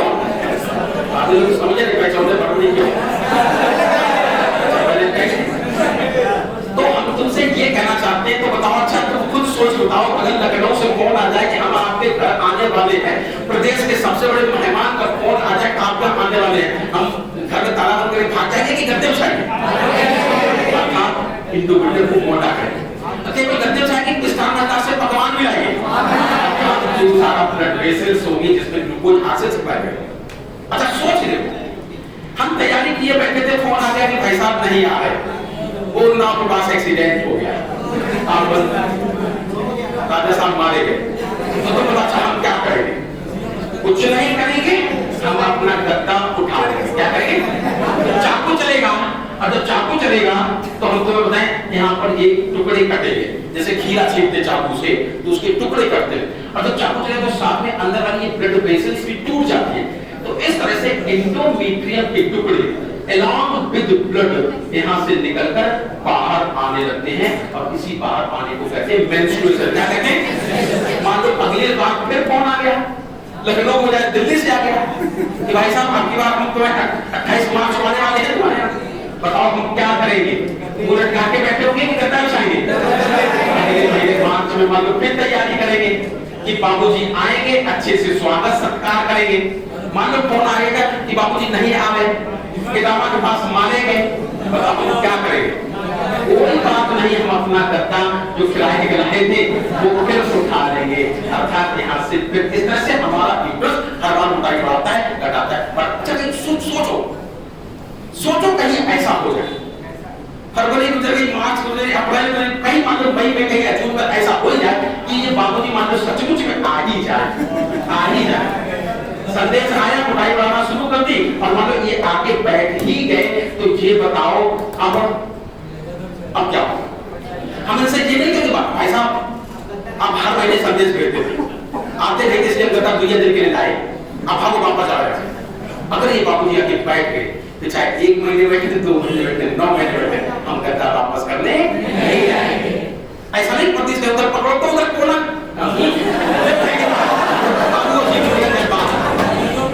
क्या समझे? अगर किसी महिला में जिसकी उम्र 13 से 50 साल के बीच की है, अर्थात रिप्रोडक्टिव एज की महिला है, अचानक अगर उसमें मेंस्ट्रुएशन रुक गया तो तुम क्या समझ गए कि शायद बाबूजी आके बैठ गए? क्या समझ गए? किसी स्वस्थ महिला में अचानक अगर मेंस्ट्रुएशन बंद हो जाए तो पहला काज क्या माना जाता है कि शायद महिला कंसीव कर गई, प्रेगनेंसी हो गई। पक्का एक्सप्रेस होता है। तो पूरी कहानी समझना, पूरी कहानी। अच्छा एक बात अभी तो बताइए, यहाँ ब्रेन का भी नाम बताया था, पिट्यूटरी का नाम बताया था, कौन सा हार्मोन बताया था? होता क्या फटाफट सुना दे और दे दी। एक्चुअली होता क्या, सबसे पहले FSH आता है, कहां से आता है? एंटीरियर पिट्यूटरी से, और वो क्या करता है? यहाँ असर दिखाता है इस पर ओवेरियन फॉलिकल पर, किस पर? ओवेरियन फॉलिकल किसमें बदल जाती थी? ग्रेवियन फॉलिकल में बदल जाती है, और यहाँ से निकलने लगता है कौन सा हार्मोन? Oestrogen hormone. कौन सा? और एस्ट्रोजन हार्मोन क्या करा देता है? Proliferation of endometrium. क्या करता है? 3 गुना 4 गुना उसकी मोटाई बढ़ाने लगता है। ठीक, फिर बताओ। अच्छा, मेंस्ट्रुअल साइकिल के मध्य में पहुंचते पहुंचते यहाँ से और हार्मोन निकलता है, कोई दूसरा हार्मोन निकलता है, यहाँ नाम बताया था LH।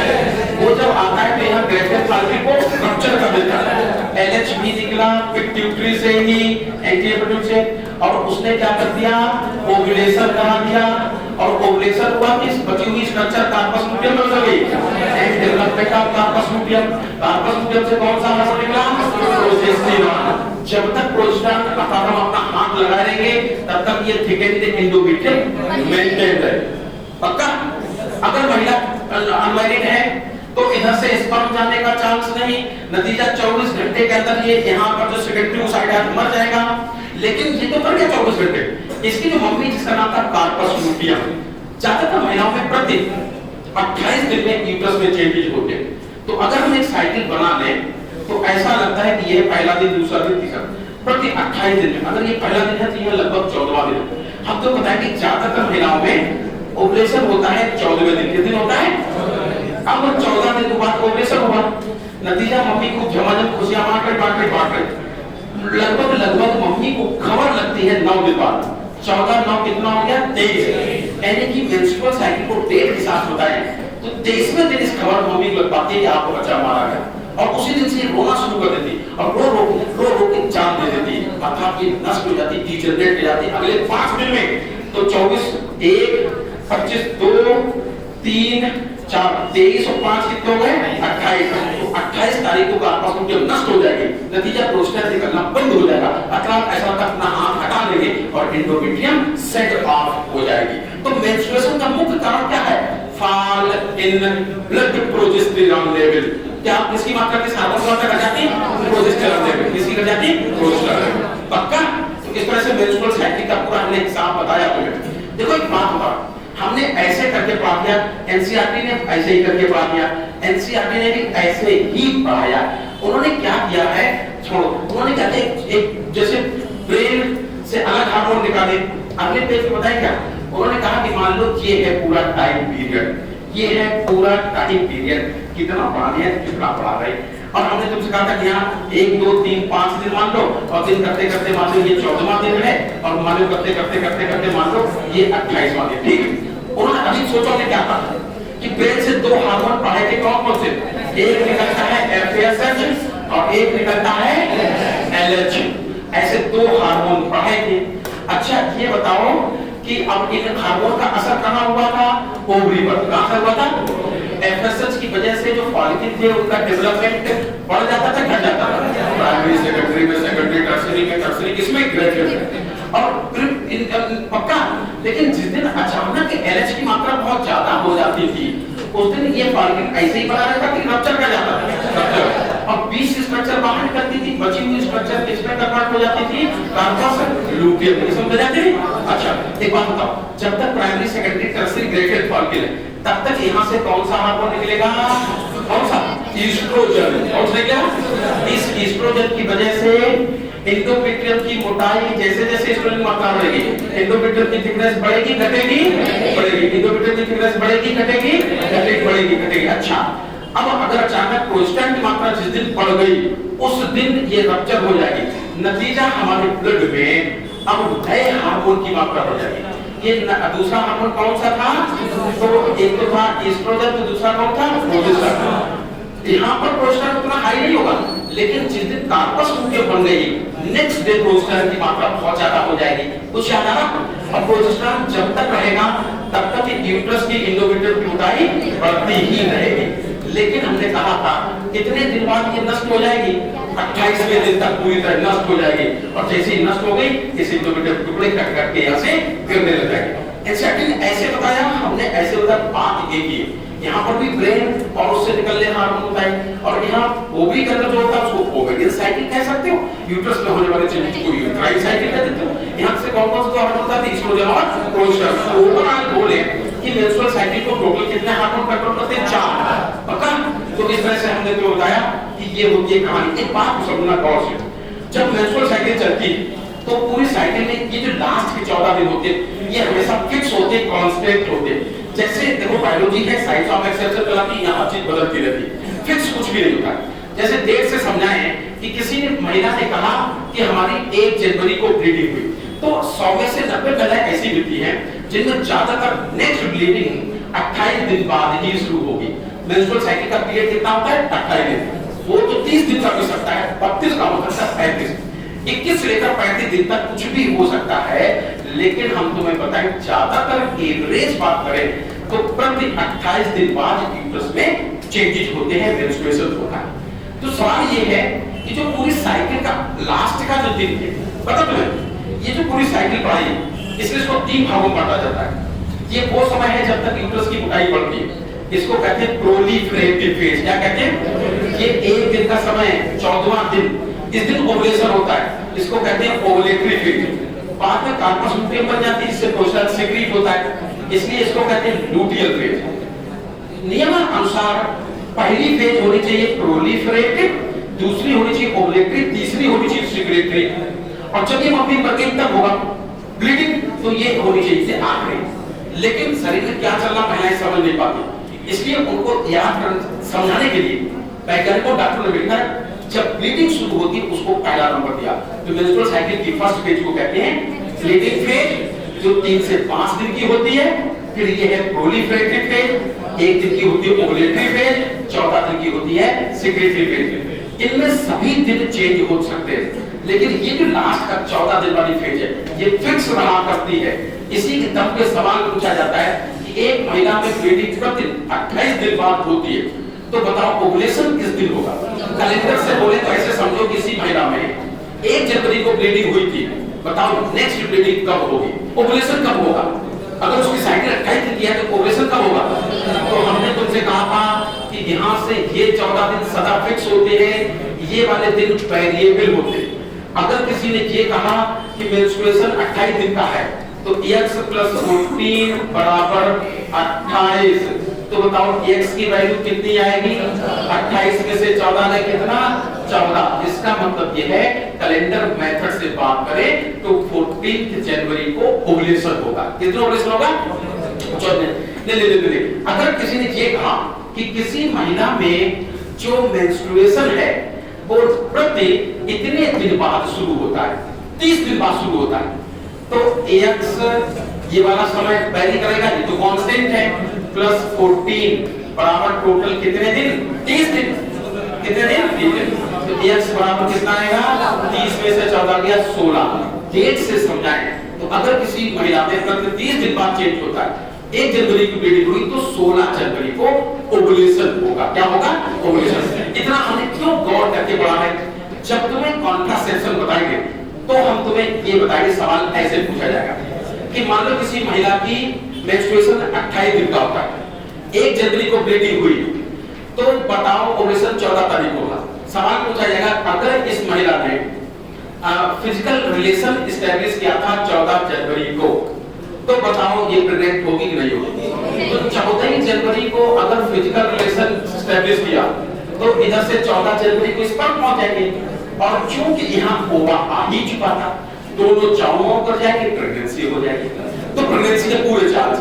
अच्छा सवाल ये पूछा जाए अगर इस 28 दिन वाली महिला ने 13 जनवरी को फिजिकल रिलेशन एस्टैब्लिश किया, बताओ प्रेगनेंसी होगी कि नहीं होगी?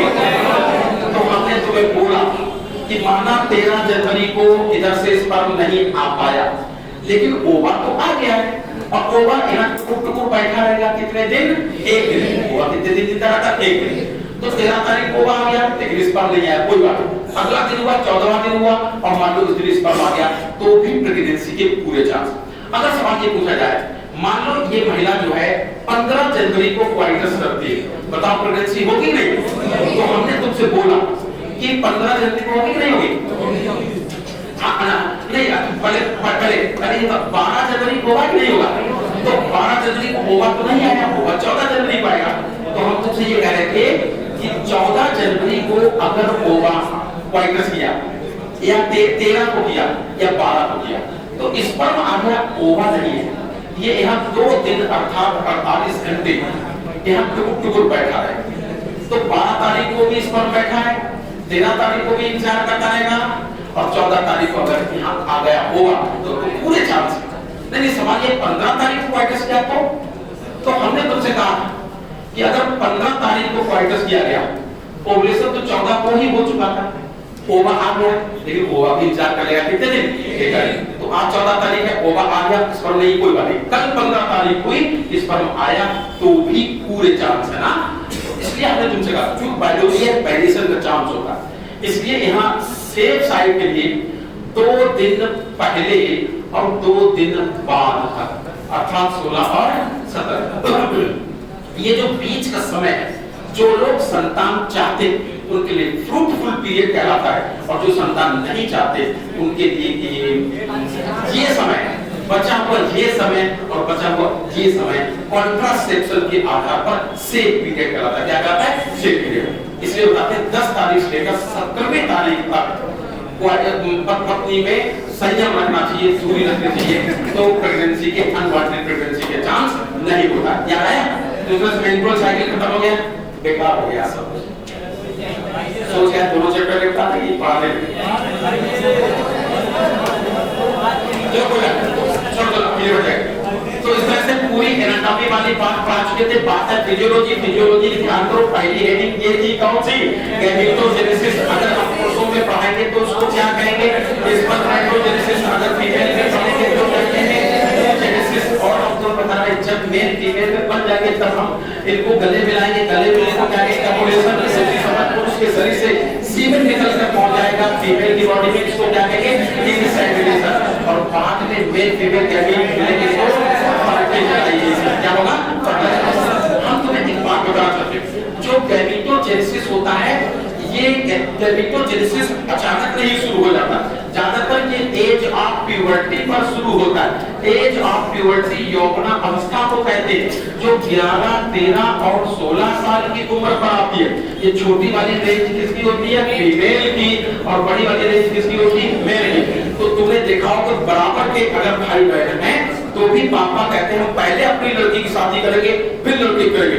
ऐसा लगता है कि हम लोग अगर 100 किलोमीटर प्रति घंटा से स्पीड दौड़ते हैं तो लड़कियां 130 किलोमीटर प्रति घंटा से, ये 3 साल पहले मैच्योर हो जाती है।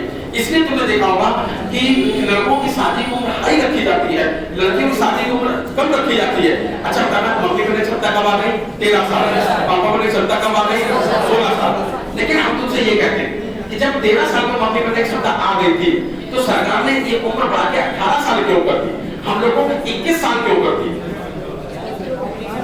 5 साल बढ़ा दी है जिससे कम बच्चे पैदा हो, एक दर्जन कम बच्चे पैदा होना। इस तरह से पॉपुलेशन एक्सप्लोजन रोकने के लिए, जनसंख्या वृद्धि पर लगाम लगाने के लिए सरकार ने जो एज ऑफ मैरिज है रेज कर दी है। हम तुम्हें बताएंगे गैमेटोजेनेसिस जब होती है, फटाफट देख लेते हैं। अब क्या टेस्ट देखो, चलो टेस्टिस में अगर पढ़ाए तो ये है मान लो सेमिनिफेरस ट्यूब्यूल, उसमें ये है एक सेल स्पर्मेटोगोनिया। ओवरी में अगर पढ़ाए तो हम तुम्हें बताएंगे ये है मान लो एक oogonia अर्थात एक मदर सेल, पक्का, चाहे एक मदर सेल कहते हैं चाहे oogonia, और यहाँ स्पर्म मदर सेल या स्पर्मेटोगोनिया। जब प्यूबर्टी आ जाती है तो सबसे पहले यहाँ समसूत्री विभाजन होता है, माइटोसिस होता है, जिससे तमाम सारी सेल्स बन जाती है। और यहाँ से यहाँ तक जो सेल बनती है उनमें क्रोमोसोम नंबर उतना ही रहता है। तो इसलिए यहाँ पर जो भी होता है उसको कहते हैं मल्टीप्लिकेशन फेज। क्या कहते हैं, मल्टीप्लिकेशन फेज कहते हैं। ये गैमेटोजेनेसिस की फर्स्ट फेज होती है और ये होती है समसूत्री विभाजन द्वारा, माइटोसिस द्वारा। फिर जैसे जैसे और समय बढ़ता है प्रत्येक सेल साइज में बड़ी हो जाती है, अभी भी क्रोमोसोम नंबर इतना ही है, प्रत्येक सेल साइज में बड़ी हो जाती है, अभी भी क्रोमोसोम नंबर इतना ही है। तो यहाँ से यहाँ तक कुछ खास नहीं हुआ, सिर्फ साइज में वृद्धि हुई। गैमेटोजेनेसिस की इस फेज को ग्रोथ फेज कहते हैं। क्या कहते हैं, और ये सेल जो होती है अब इनको प्राइमरी स्पर्मेटोसाइट, इधर प्राइमरी oocyte कहते हैं, इधर पाते गोनिया सेल अर्थात स्पर्मेटोगोनिया, यहाँ पाते हैं तो oogonia कहते थे। अब जब सेल ये मैच्योर हो गई, अब जाके इनमें अर्धसूत्री अर्थात रिडक्शन डिवीजन होगा, और रिडक्शन डिवीजन जब होगा मियोसिस फर्स्ट होगा, 2 सेल बनेगी। पुरुषों में 2 सेल बनती है, दोनों फंक्शनल रहती हैं, इक्वल साइज की होती है, इनको भी स्पर्मेटोसाइट ही कहते हैं। 20 स्पर्मेटोसाइट थी, इसके पूरा नाम हो गया सेकेंडरी। यहाँ दफा वही आता है कि 2 सेल बनती हैं मगर एक शुरू के चौड़ा हो जाती है, तो ये सेकेंडरी oocyte। यहाँ फिर चाकू चलेगा, 2 सेल बनेगी, एक फिर शुरू के चौड़ा हो जाएगा। यहाँ चाकू चलेगा, इससे भी 2 सेल बनेगी, इससे भी 2 सेल बनेगी, टोटल कितनी सेल बनेगी, 4। क्या कहते हैं, स्पर्मेटो। यहाँ तक मियोसिस सेकेंड हुआ, यहाँ तक मियोसिस सेकेंड हुआ, मियोसिस फर्स्ट और सेकेंड को मिलाकर तीसरी फेज कहते हैं, जिसका नाम होता है मैच्योरेशन फेज। क्या होता है, मैच्योरेशन। पुरुषों में एक स्टेप ज्यादा होता है, जिसमें ये अंडाकार से दिखने वाले स्पर्मेटिड स्पिंडल शेप दिखने वाले स्पर्म में कन्वर्ट हो जाते हैं। इस फिनोमेना को कहते हैं स्पर्मेटिडियोसिस या स्पर्मियोजेनेसिस। क्या कहते हैं, तुमसे सवाल तमाम पूछे जाएंगे। जैसे हम तुमसे सवाल पूछें कि गैमेटोजेनेसिस के लिए माइटोसिस की आवश्यकता होती है, मियोसिस की, तो आपके पास माइटोसिस की दें मियोसिस की, पहली बात। दूसरी बात, गैमेटोजेनेसिस जो होता है वो कंटीन्यूअस प्रोसेस होता है, डिसकंटीन्यूअस। पुरुषों में कंटीन्यूअस, महिलाओं में डिसकंटीन्यूअस। एक बार रुकेगा प्रोफेज फर्स्ट पर, दोबारा भी रुकेगा मेटाफेज सेकंड पर। अच्छा, फिर हमने तुमसे बोला कि तुमसे ये बोला कि बताओ अच्छा 100 बच्चे पैदा करने कितने मियोटिक डिवीजन्स की आवश्यकता होगी। तो तुम जानते हो फीमेल में चाहे एक ओगोनिया से पूछा जाए सदा एक ओवम बनता है, चाहे एक प्राइमरी ओसाइट से पूछा जाए एक ओवम बनता है, सेकेंडरी से पूछा जाए एक। यहाँ अलग गिनती है, एक ऊतक से कितना स्पर्म एक ऊतक से स्पर्मेटिक से एक सेकेंडरी ओसाइट से 2, एक प्राइमरी ओसाइट से 4, एक स्पर्मेटोगोनिया से 4। तो सवाल ये है कि 100 बच्चे पैदा करने हैं, बताओ कितने नियोटिक डिवीजन की जरूरत पड़ेगी? तो 100 बच्चे पैदा करने, इसका मतलब ये है कि 100 चाहिए जाइगोट। क्या चाहिए? 100 जाइगोट। 100 जाइगोट बनाने हैं तो इसके लिए तुम्हें 100 तो चाहिए ओवा और 100 ही चाहिए स्पर्म। अगर एक मियोसिस होता है तो 4 स्पर्म बनते हैं, तो 100 स्पर्म बनाने के लिए 25 मियोटिक डिवीजन की आवश्यकता होगी। एक मियोटिक डिवीजन से एक ही ओवम बनता है, 100 ओवम बनाने के लिए 100 मियोटिक डिवीजन की आवश्यकता होगी। तो इधर 100 इधर 25 टोटल कितने मियोटिक डिवीजन की आवश्यकता होगी? इतने होगी 125 मियोटिक डिवीजन की आवश्यकता होगी। तुम भी जानते हो जो पुरुष होते उनमें ऐसे उनकी प्रत्येक सेल में ऐसे 22 जोड़ी ऑटोसोम होते। आखिरी जोड़ी जो होती है वो गड़बड़ होती है, एक क्रोमोसोम से सीधा सीधा होता है, एक टेढ़ा होता है। पुरुष हमेशा टेढ़े होते हैं, जो सीधे वाले को एक्स क्रोमोसोम मान दिया जाता है और टेढ़े वाले को वाई क्रोमोसोम। जबकि गैमेट्स बनते हैं, एक सेट किसी एक स्पर्म में चला जाता है, दूसरा सेट किसी दूसरे स्पर्म में चला जाता है। इसलिए कह सकते हो पुरुषों में जो स्पर्म बनते हैं उनमें से आधे स्पर्म ऑटोसोम के साथ साथ एक्स क्रोमोसोम होंगे और आधे ऑटोसोम के साथ साथ ऊपर के 22 ऑटोसोम के साथ साथ आखिरी जोड़ पर 22 क्रोमोसोम होगा। तो स्पर्म कितने प्रकार के बनते हैं? 2 प्रकार के बनते हैं। मतलब सारे स्पर्म एक समान प्रकार के गड़बड़ है। पुरुष हेटेरोगैमेटिक होते हैं, भिन्न प्रकार के।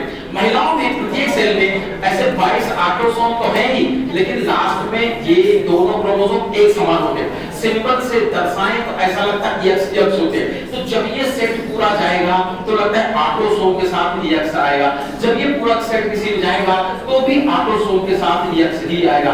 तो महिलाओं में जितने भी ओवा बनते हैं सब एक्स क्रोमोसोम वाले होते हैं। महिलाएं होमोगैमेटिक होती। कैसी होती? होमोगैमेटिक। सवाल ये है कि किसी महिला के लड़का पैदा होगा कि लड़की, कैसे डिसाइड करेंगे?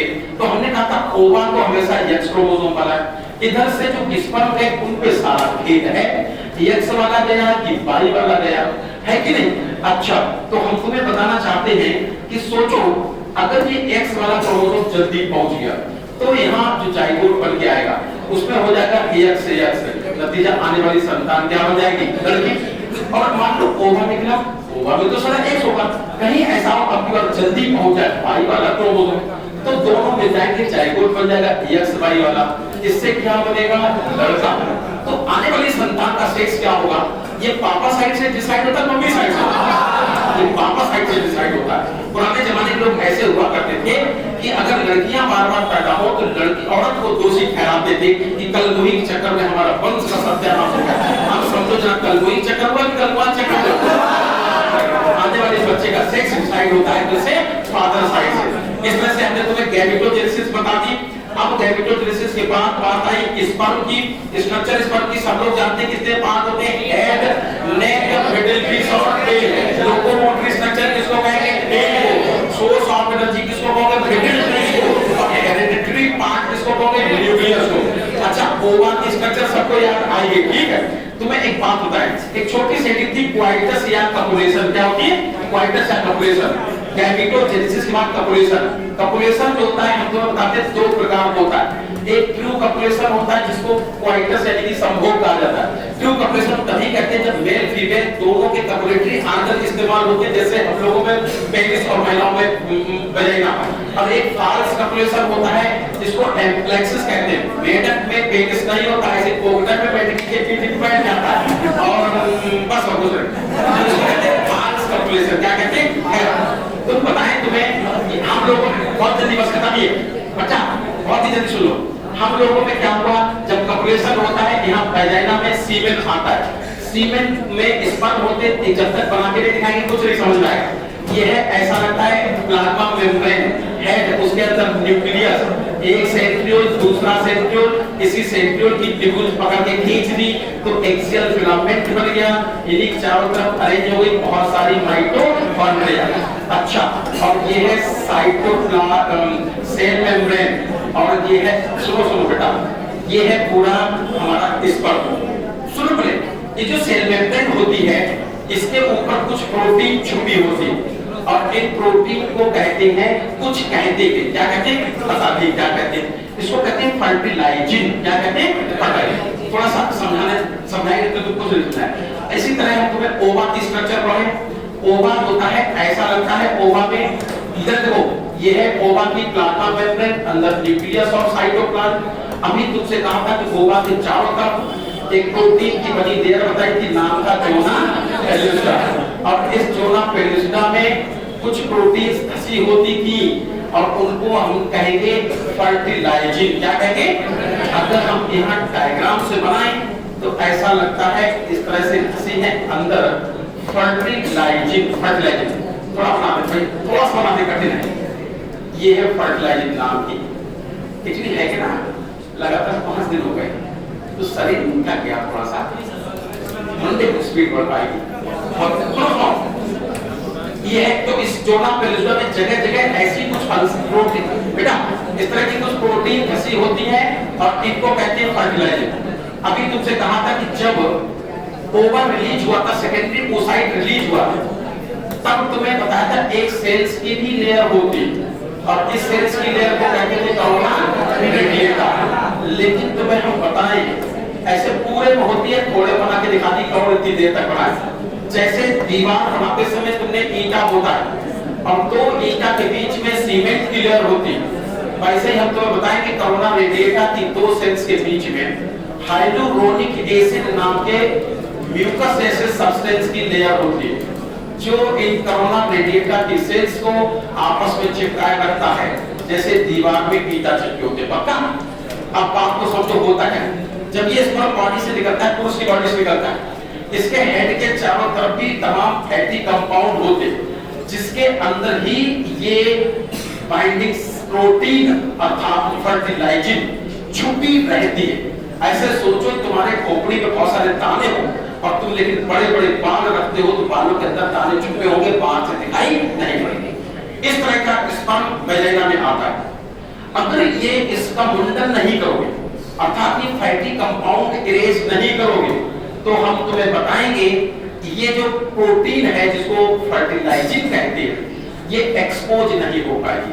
और अगर ये एक्सपोज नहीं होगी तो फिर हम तुम्हें बताएंगे कि अगर ये प्रोटीन एक्सपोज नहीं होगी तो ये स्पर्म ओवा की इस साइट में फंस नहीं पाएगी। और अगर ये फर्टिलाइजिन और एंटी फर्टिलाइजिन लॉक एंड की मॉडल की तरह आपस में फंस नहीं पाई तो ये स्पर्म ओवा के अंदर नहीं घुस पाएगा, अर्थात फर्टिलाइजेशन नहीं हो पाएगा। तो जब भी वैजाइना में स्पर्म आता है, सबसे पहला उद्देश्य यही होता है कि जो ये एंडोमेट्रियम थी, ग्लैंडुलर लेयर कहलाती थी, उससे फ्लूइड सिक्रीट होता था। तो जब ये स्पर्म यहाँ से गुजर रहे होते हैं, इसके फ्लूइड में कुछ ऐसे केमिकल होते हैं जो इसका मुंडन कर देते हैं, हेड के ऊपर से फैटी कंपाउंड रिमूव कर देते हैं। अब ये जो स्पर्म है इसमें फिट होने के लायक हुआ।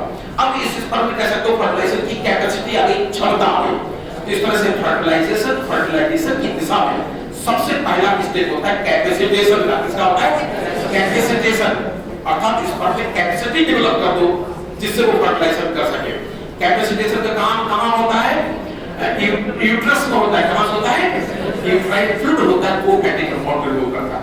अब हमने तुमसे एक बात बताई थी कि सोचो ओवा को फर्टिलाइज करने के लिए एक ही स्पर्म पर्याप्त है, फिर भगवान ने 120 मिलियन क्यों बनाए?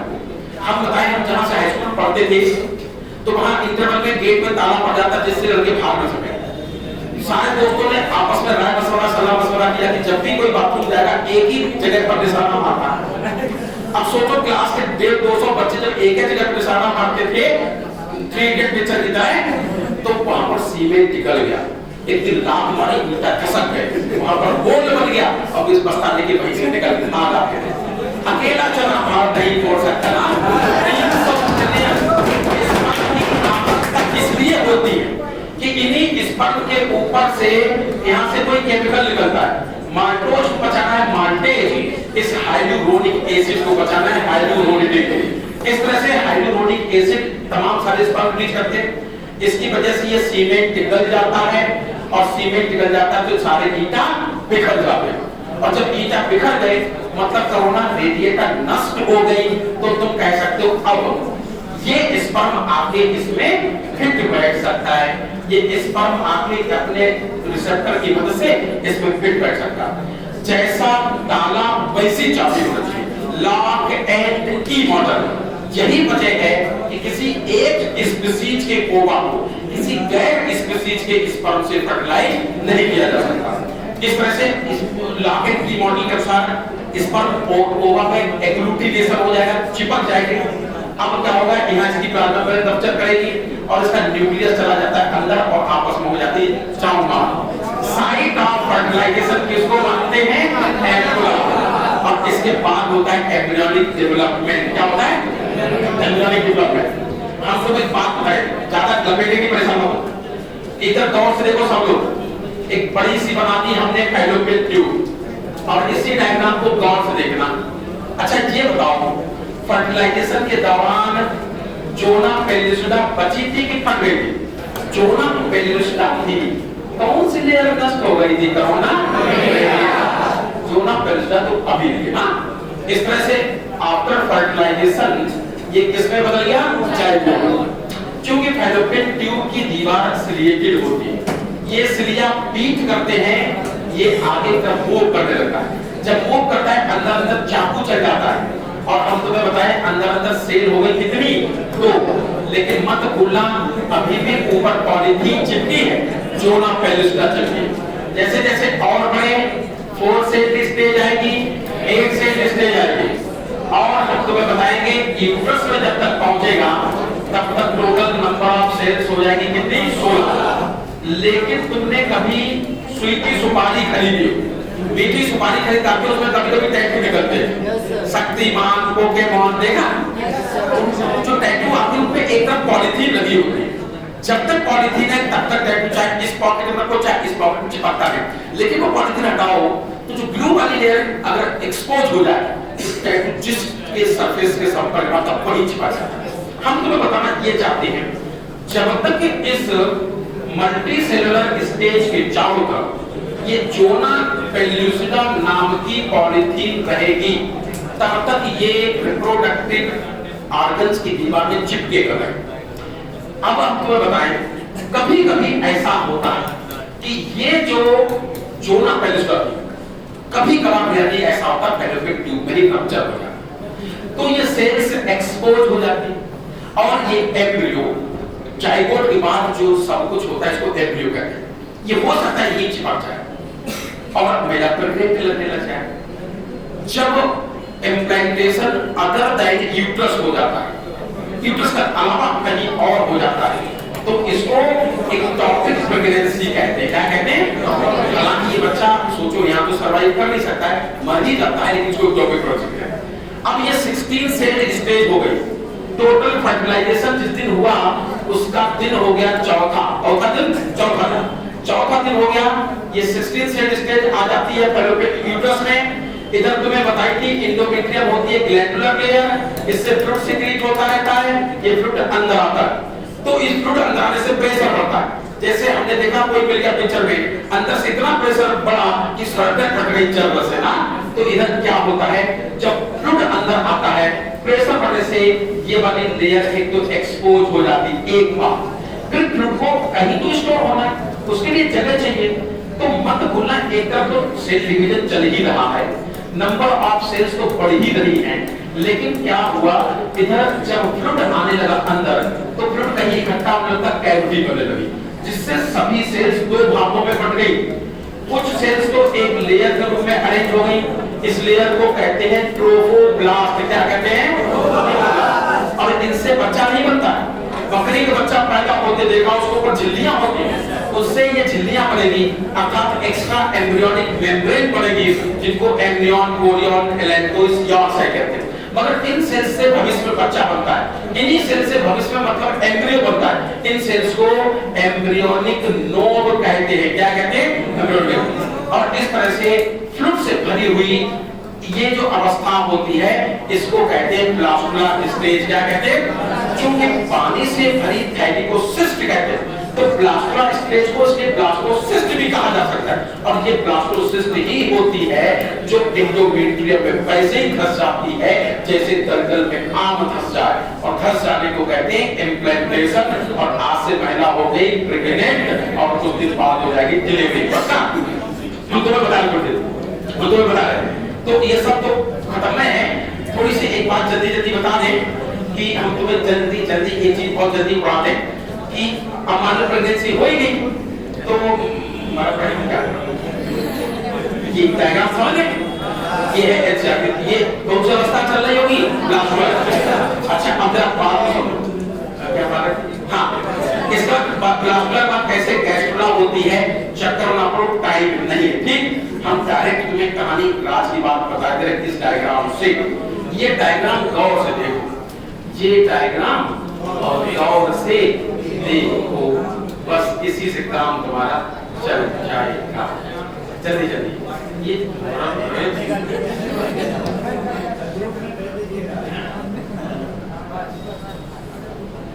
ये डायग्राम बहुत कहां तक, जब तक सिंगल सेल है तब तक इसको कहेंगे जाइगोट। क्या कहेंगे? जाइगोट। तो चाहे 2 सेल, 4 सेल, 16 सेल की क्यों ना हो, इन सारी अवस्थाओं को कहते हैं एम्ब्रियो। क्या कहते हैं? एम्ब्रियो। ये सेकंड इसी सवाल पूछा जाएगा। पहला पॉइंट देखो क्या लिखा कि फर्टिलाइजेशन जिस दिन हुआ उसके चौथे दिन हम मम्मी के यूट्रस में चिपक जाते हैं, 7वें दिन। चौथे दिन। अब वो अवस्था कौन सी होती है? ब्लास्टुला स्टेज या ब्लास्टोसिस्ट होती है। फिर हमने कहा समय गुजरता गया, gastrula stage I, gastrula stage बाद आर्गन बनना शुरू हुए, अर्थात ऑर्गेनोजेनेसिस शुरू हुई। आर्गन जब बनते हैं तो नर्वस सिस्टम मानने का ये सबसे पहले बनता है, न्यूरोसम कहते हैं। और इस तरह से करते अच्छा बात बताते हैं, एंड ऑफ फर्स्ट मंथ, लगभग पहला महीना खत्म हो तब तक बन जाते कौन? हार्ट और न्यूरल ट्यूब या नर्वस सिस्टम की शुरुआत हो जाती है। फिर हमने तुमसे कहा था कैसे याद रखना है, तो ऐसे समझो कि सबसे पहले नर्वस सिस्टम बना और दिल धड़का। क्या धड़का? दिल धड़का। और हम तुमसे कहते हैं कि दिल धड़कने का कोई मतलब होता है। जैसे कई बार लोग अटपटे जाते हैं, डॉक्टर धड़कन महसूस हो रही, दिल धड़क रहा, उनसे पूछो बंद कब था? मात्र दीक्षित कहते हैं धक्का धक्का करने लगा, सोचो करना तो धक्का करने लगा, उसका कुछ मतलब था क्या? है कि नहीं? तो सोचो, याद रखने तरीका था कि पहले ही महीना हो पाया कि दिल धड़कने लगा, और दिल धड़कने लगा, दिल धड़कने कोई मतलब होगा, अर्थात तुरंत खोपड़ी घूमने लगी, नर्वस सिस्टम एक्टिव हो गया, या दिल को धड़का। क्या होती चीज जाने टाइम आ गया है कि नहीं? पहले महीने क्या हुआ? हार्ट धड़कना शुरू किया और खोपड़ी काम करना शुरू कर दी। बोलो, होती चीज जाने टाइम आ गया था। फिर देखा at the end of second month, तो जैसे ही दिल धड़का, मोती जी जाने टाइम आया तो सोचा थोड़ा वार्म अप कर लिया जाए, हाथ पैर छटपटा दिया जाए। तो सेकंड मंथ में क्या हुआ? लिम्स और डिजिट बनना शुरू हुए। अच्छा सोचो, मोती जी का और सिर्फ हाथ पैर और ये बीच का धड़ गायब हो, केवल हाथ पर किसी कहता भूत आ गया, भूत का भागो, पता नहीं जिनके चक्कर में वही भागे। तो हमने तुझे कहा केवल हाथ पर लेके जाओ तो मुस्लिम के पूरा इंजन 3 महीने में पूरा उल्टा से इंजन बन जाता है। अरे मैं थोड़ा सा सुनते जाओ, बड़ा बात है। तो 3 महीने में सारे बॉडी ऑर्गन बन जाते हैं। इसीलिए कहा जाता है कि इससे पहले अगर प्रेगनेंसी टर्मिनेट करानी है तो 3 महीने कंप्लीट होने से पहले करा। फिर डॉक्टर को भी खराब लगने लगता है और जान को भी खतरा हो जाता है ना, फिर इमोशन से जाग जाते हैं। तो इसलिए कहा जाता है कि एबॉर्शन किस महीने तक सेफ हो जाता है? पहले 3 महीने तक फर्स्ट ट्राइमेस्टर में ना। अब सुनो, 4 × 4 4 × 16, ये 4 की गिनती तुम्हारे जीवन में बड़ी इंपॉर्टेंट है। मम्मी के अंदर अगर चौथे महीने हो, देखो क्योंकि जब हम 3 महीने शरीर बंद हो गया, मगर जरा सोता छछूंदर जैसा। अब छछूंदर जैसा हम शरीर मोती जी लेके चले गए और सोचो पता नहीं कहां बैठी, और मतलब वो पैर से गुजरे कहीं तुम्हें और दिख नहीं रहा। अब जरा से लोग हाथ से छुपे हो, थोड़ा सा सही शरीर होगा, फट्टा कट्टा शरीर होगा, तब तो नजर पड़ेगी। तो हम बताएंगे मैक्सिमम ग्रोथ होती है किस महीने में? चौथे महीने में। और जन्म के बाद 4 चौगुना 16, 16वीं साल के सबसे ज्यादा ग्रोथ होती। इस उम्र पे होती 16 साल है ना। अच्छा, अब हमने तुमसे कहा था मोती झील गए और आईलिड चिपकी रह गई, तो क्या खाक मोती मिल जाओ? अगर मतलब कुछ देखना तो अपनी तुम्हारी तरह छोटे थे काम हुआ नहीं, जो हम सब बातें जानते हैं कि नहीं, मोती झील क्यों जाते? तो हम तुम्हें ये बताना चाहते हैं कि सुनो बच्चा, हम ये बताना चाहते हैं कि हमें देखो शरीर पूरा बनी गया, बॉडी साइज भी ठीक ठाक हो गया, अब हम लोग मम्मी के शरीर में कुल बनाने लगते, मम्मी अब जाने दो, रुका नहीं जा रहा, अब नहीं रुक पाएंगे, अब क्या कमी बची? इंजन पूरा है, शरीर का बॉडी साइज ठीक है, जाने दो हमको, तो हम लोग कुल बनाने लगते हैं। अर्थात फर्स्ट फीटल मूवमेंट मम्मी अब हमें बाहर निकल रहा है, किस महीने में? 5वें महीने में। और हमने कहा था कि घर से बाहर निकलोगे मोती नहीं जाओगे, कहीं सर्दी वर्दी लगे और मुसीबत हो जाएगी, ब्लैंकेट ऑफ एयर खोल के जाओ, कंबल ओढ़ जाओ, ठीक रहेगा। तो बॉडी में एयर कब आ जाते? 5वें महीने में। अब हमने तुमसे कहा था कि at the end of 6 month मान लो मोती जी चले गए, पलके चिपकी रह गई, तो खाके कहां जाएंगे? तो बताते यही वो समय है जब हमारे आईलिड सेपरेट हो जाते और पूरे शरीर पर भी हेयर आ जाते, आई लैशेस भी आते, आंखें खुलेगी, धूल चली जाती, छाती बना दी जाती है, ये बन जाते। अब तो कोई कमी बची नहीं। मम्मी को समझाते, मम्मी अब तो जाने दो, अब तो जाने दो, अब तो जाने दो, समझाते 3 महीना लग जाते, मम्मी समझे चाहे समझे ना समझे, 90 महीने में पूछ जाते तक हो जाता है। 5वें साल क्या हो जाता है? मोटा मोटा एक आइडिया बताएं तो पहले 1 महीने तक जो बच्चा नया नया पैदा हुआ उसको न्यू निकल सकते हैं, ये सब तो तुम्हें जानने की जरूरत नहीं, लेकिन 1 साल तक लगभग अर्थात 10 महीने तक उसको कहते हैं इन्फेंट, इसके बाद 5 साल की उम्र तक बच्चा और बाद कहते हैं चच्चा, मतलब चाइल्डहुड, और फिर कहते हैं जुवेनाइल, एडोलसेंट और बाद में किशोरा अवस्था, राम नाम इस तरह से पूरी कहानी होती। बच्चा पूरा बन जाता है और ये टके हैं डॉर्सल बाल से लेकर बाल से, जहां तक बच्चा पैदा होता है उसके 4 झिल्लियां होती। हम लोगों को जो सबसे ये आउटरमोस्ट झिल्ली है जिसमें बहुत सारे फिंगर लाइक क्रॉसलाइन होते हैं, इसको कहते हैं कोरियन, क्या कहते हैं? और इसके प्लेसेंटा कहलाता है हीमोकोरियल, क्या कहता है? और ज्यादा जल्दी लपेट दिया है, ठीक है ना? और ये सब अब नहीं बताएंगे, ज्यादा ही हो जाता है। अच्छा एक बात बताओ, प्लेसेंटा किसने समझा? प्लेसेंटा में जो फिंगर लाइक प्रोसेस देखा होता है बिलाई, और तुम्हें बताएंगे प्लेसेंटा ही है जिसके थ्रू मम्मी के पेट से ग्लूकोज निकल के बच्चे में जाती है, ऑक्सीजन निकल के बच्चे में जाती है, बच्चे शरीर से गंदी चीज जैसे यूरिया आ जाती है, कार्बन डाइऑक्साइड होती है, तो प्लेसेंटा और बावजूद इसके मम्मी के बच्चे का कभी मिक्स नहीं होता है, मम्मी अलग होती है और बच्चा अलग होता है, दोनों की आइडेंटिटी भी बनाए रखता है। इसलिए इसको कहते हैं structural and functional unit between mummy और बच्चा। अभी छोड़ो जल्दी में कि दोनों के टिश्यू से मिलकर बनता है, ये structural and functional unit between mummy और बच्चा कहलाता है। और हम लोग दिखाएंगे ये फंक्शनल यूनिट की बात छोड़ो, इससे तमाम सारे हार्मोन निकलते हैं, लैक्टोजन निकलता है, प्लेसेंटल लैक्टोजन, और एससीजी ह्यूमन कोरियोनिक प्रोग्राम इसमें प्रोस्टार निकलते हैं ना, और प्रेगनेंसी कराने में मदद करता कौन सा है? ये करता है। अब ये सब नहीं बताएंगे, इतना टाइम नहीं है। पार्टिशन समझ लोगे, जब बच्चा पूरा बन जाता है हर जगह यही होता है, पेट खाली और भूख लगती है, वो कहता लाओ रोटी लाओ रोटी, जैसे एक रोटी डाल दी, दूसरी रोटी डाल दी, 5वीं रोटी डाल दी, 10वीं रोटी डाल दी, पेट फूल हो गया मलैया, और ये तनाव होने लगा, और इसकी दीवार में कुछ स्ट्रेच रिसेप्टर हो गए, तुरंत ब्रेन को कहेंगे भाई साहब का पेट बंद करो, रोटी खाना ना, ऐसा ही होता है। जब यूट्रस के अंदर पूरी तरह बन जाता है बच्चा, तो इस फुल्ली फॉर्म्ड एम्ब्रियो और प्लेसेंटा की वजह से यूट्रस की दीवार हल्के फुल्के कॉन्ट्रैक्शन होते हैं। ये माइल्ड कॉन्ट्रैक्शन की सूचना पहुंच जाती है कहां? ब्रेन में। कहां पहुंच जाती है? यहां से माइल्ड कॉन्ट्रैक्शन शुरू होते हैं जो ब्रेन पे जाते हैं, और ब्रेन में हाइपोथैलेमस से कौन सी ग्लैंड बताई थी? Pituitary gland. तो यहां से हार्मोन बताया था कौन सा? ऑक्सीटोसिन। ऑक्सीटोसिन का काम है कॉन्ट्रैक्शन करना, ये कॉन्ट्रैक्शन और तेज होने लगते हैं, नतीजा फिर और सिखाई जाती है, और ऑक्सीटोसिन निकलता है, और सिखाई जाती है, और ऑक्सीटोसिन, ये बार-बार तब तक होता रहता है जब तक कॉन्ट्रैक्शन ना होने लग जाए कि बच्चा निकल के बाहर ही चला जाए। और इसी एक्सपल्शन ऑफ बेबी को कहते हैं चाइल्ड बर्थ, अर्थात पार्ट्यूशन। क्या कहते हैं? पार्ट्यूशन। हम तुम्हें बताएं, हमने केजीएमसी में 24 डिलीवरी कराई थी, हालांकि करते हुए हम लोग ऐसे ही करके अटेंड करते केवल खड़े रहते, तो हम लोग जब डिलीवरी हो रही थी तो कुछ तो थोड़ा तो करना ही पड़ेगा। महिला ऐसे लेटी होती थी, ग्लूकोज की बोतल चढ़ती रहती थी, और हम लोगों जो है हम जैसे छोटे लोग क्या करते थे, इंजेक्शन भर के ऐसे बिल्कुल रेडी खड़े रहते थे, और जैसे ही मैडम ने कहा दिल्ली तैयार हो जाओ, हमने दिया इंजेक्शन, बोतल डाल दिया और आसानी से डिलीवरी हो गई। बताओ ये इंजेक्शन कौन सा? क्योंकि महिला के शरीर में अगर पर्याप्त ऑक्सीटोसिन नहीं निकला तो यूट्रस में भयानक कॉन्ट्रैक्शन नहीं हो पाएंगे, कहीं बच्चा फंस गया तो मर सकता है, तो हम लोग सिंथेटिक ऑक्सीटोसिन इंजेक्शन लगाते हैं जिससे इससे बायोलॉजिकल कॉन्ट्रैक्शन हो कि बच्चा बाहर निकल ही जाए। बोलो इस तरह से ये हो गया कहानी खत्म। अगर 15 मिनट टाइम दो तो हम 15 से तो खत्म हो देने लगे।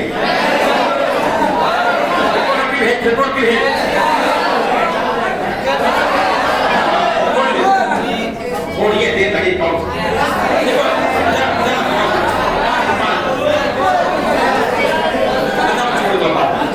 देखो हमको एक बात बताएं, हालांकि चैप्टर इतना गंभीर है, पूरे रिप्रोडक्टिव सिस्टम से क्वेश्चन आए शायद आए किसी जरूर आए, इसलिए इसको जल्दबाजी में ट्राई पाएंगे।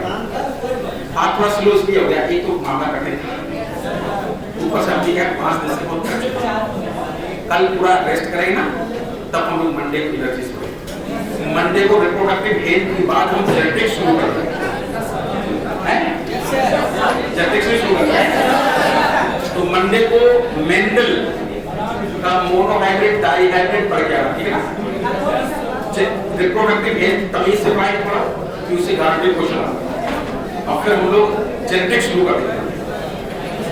कल टेस्ट है 10 बजे से 12, 10 से 12।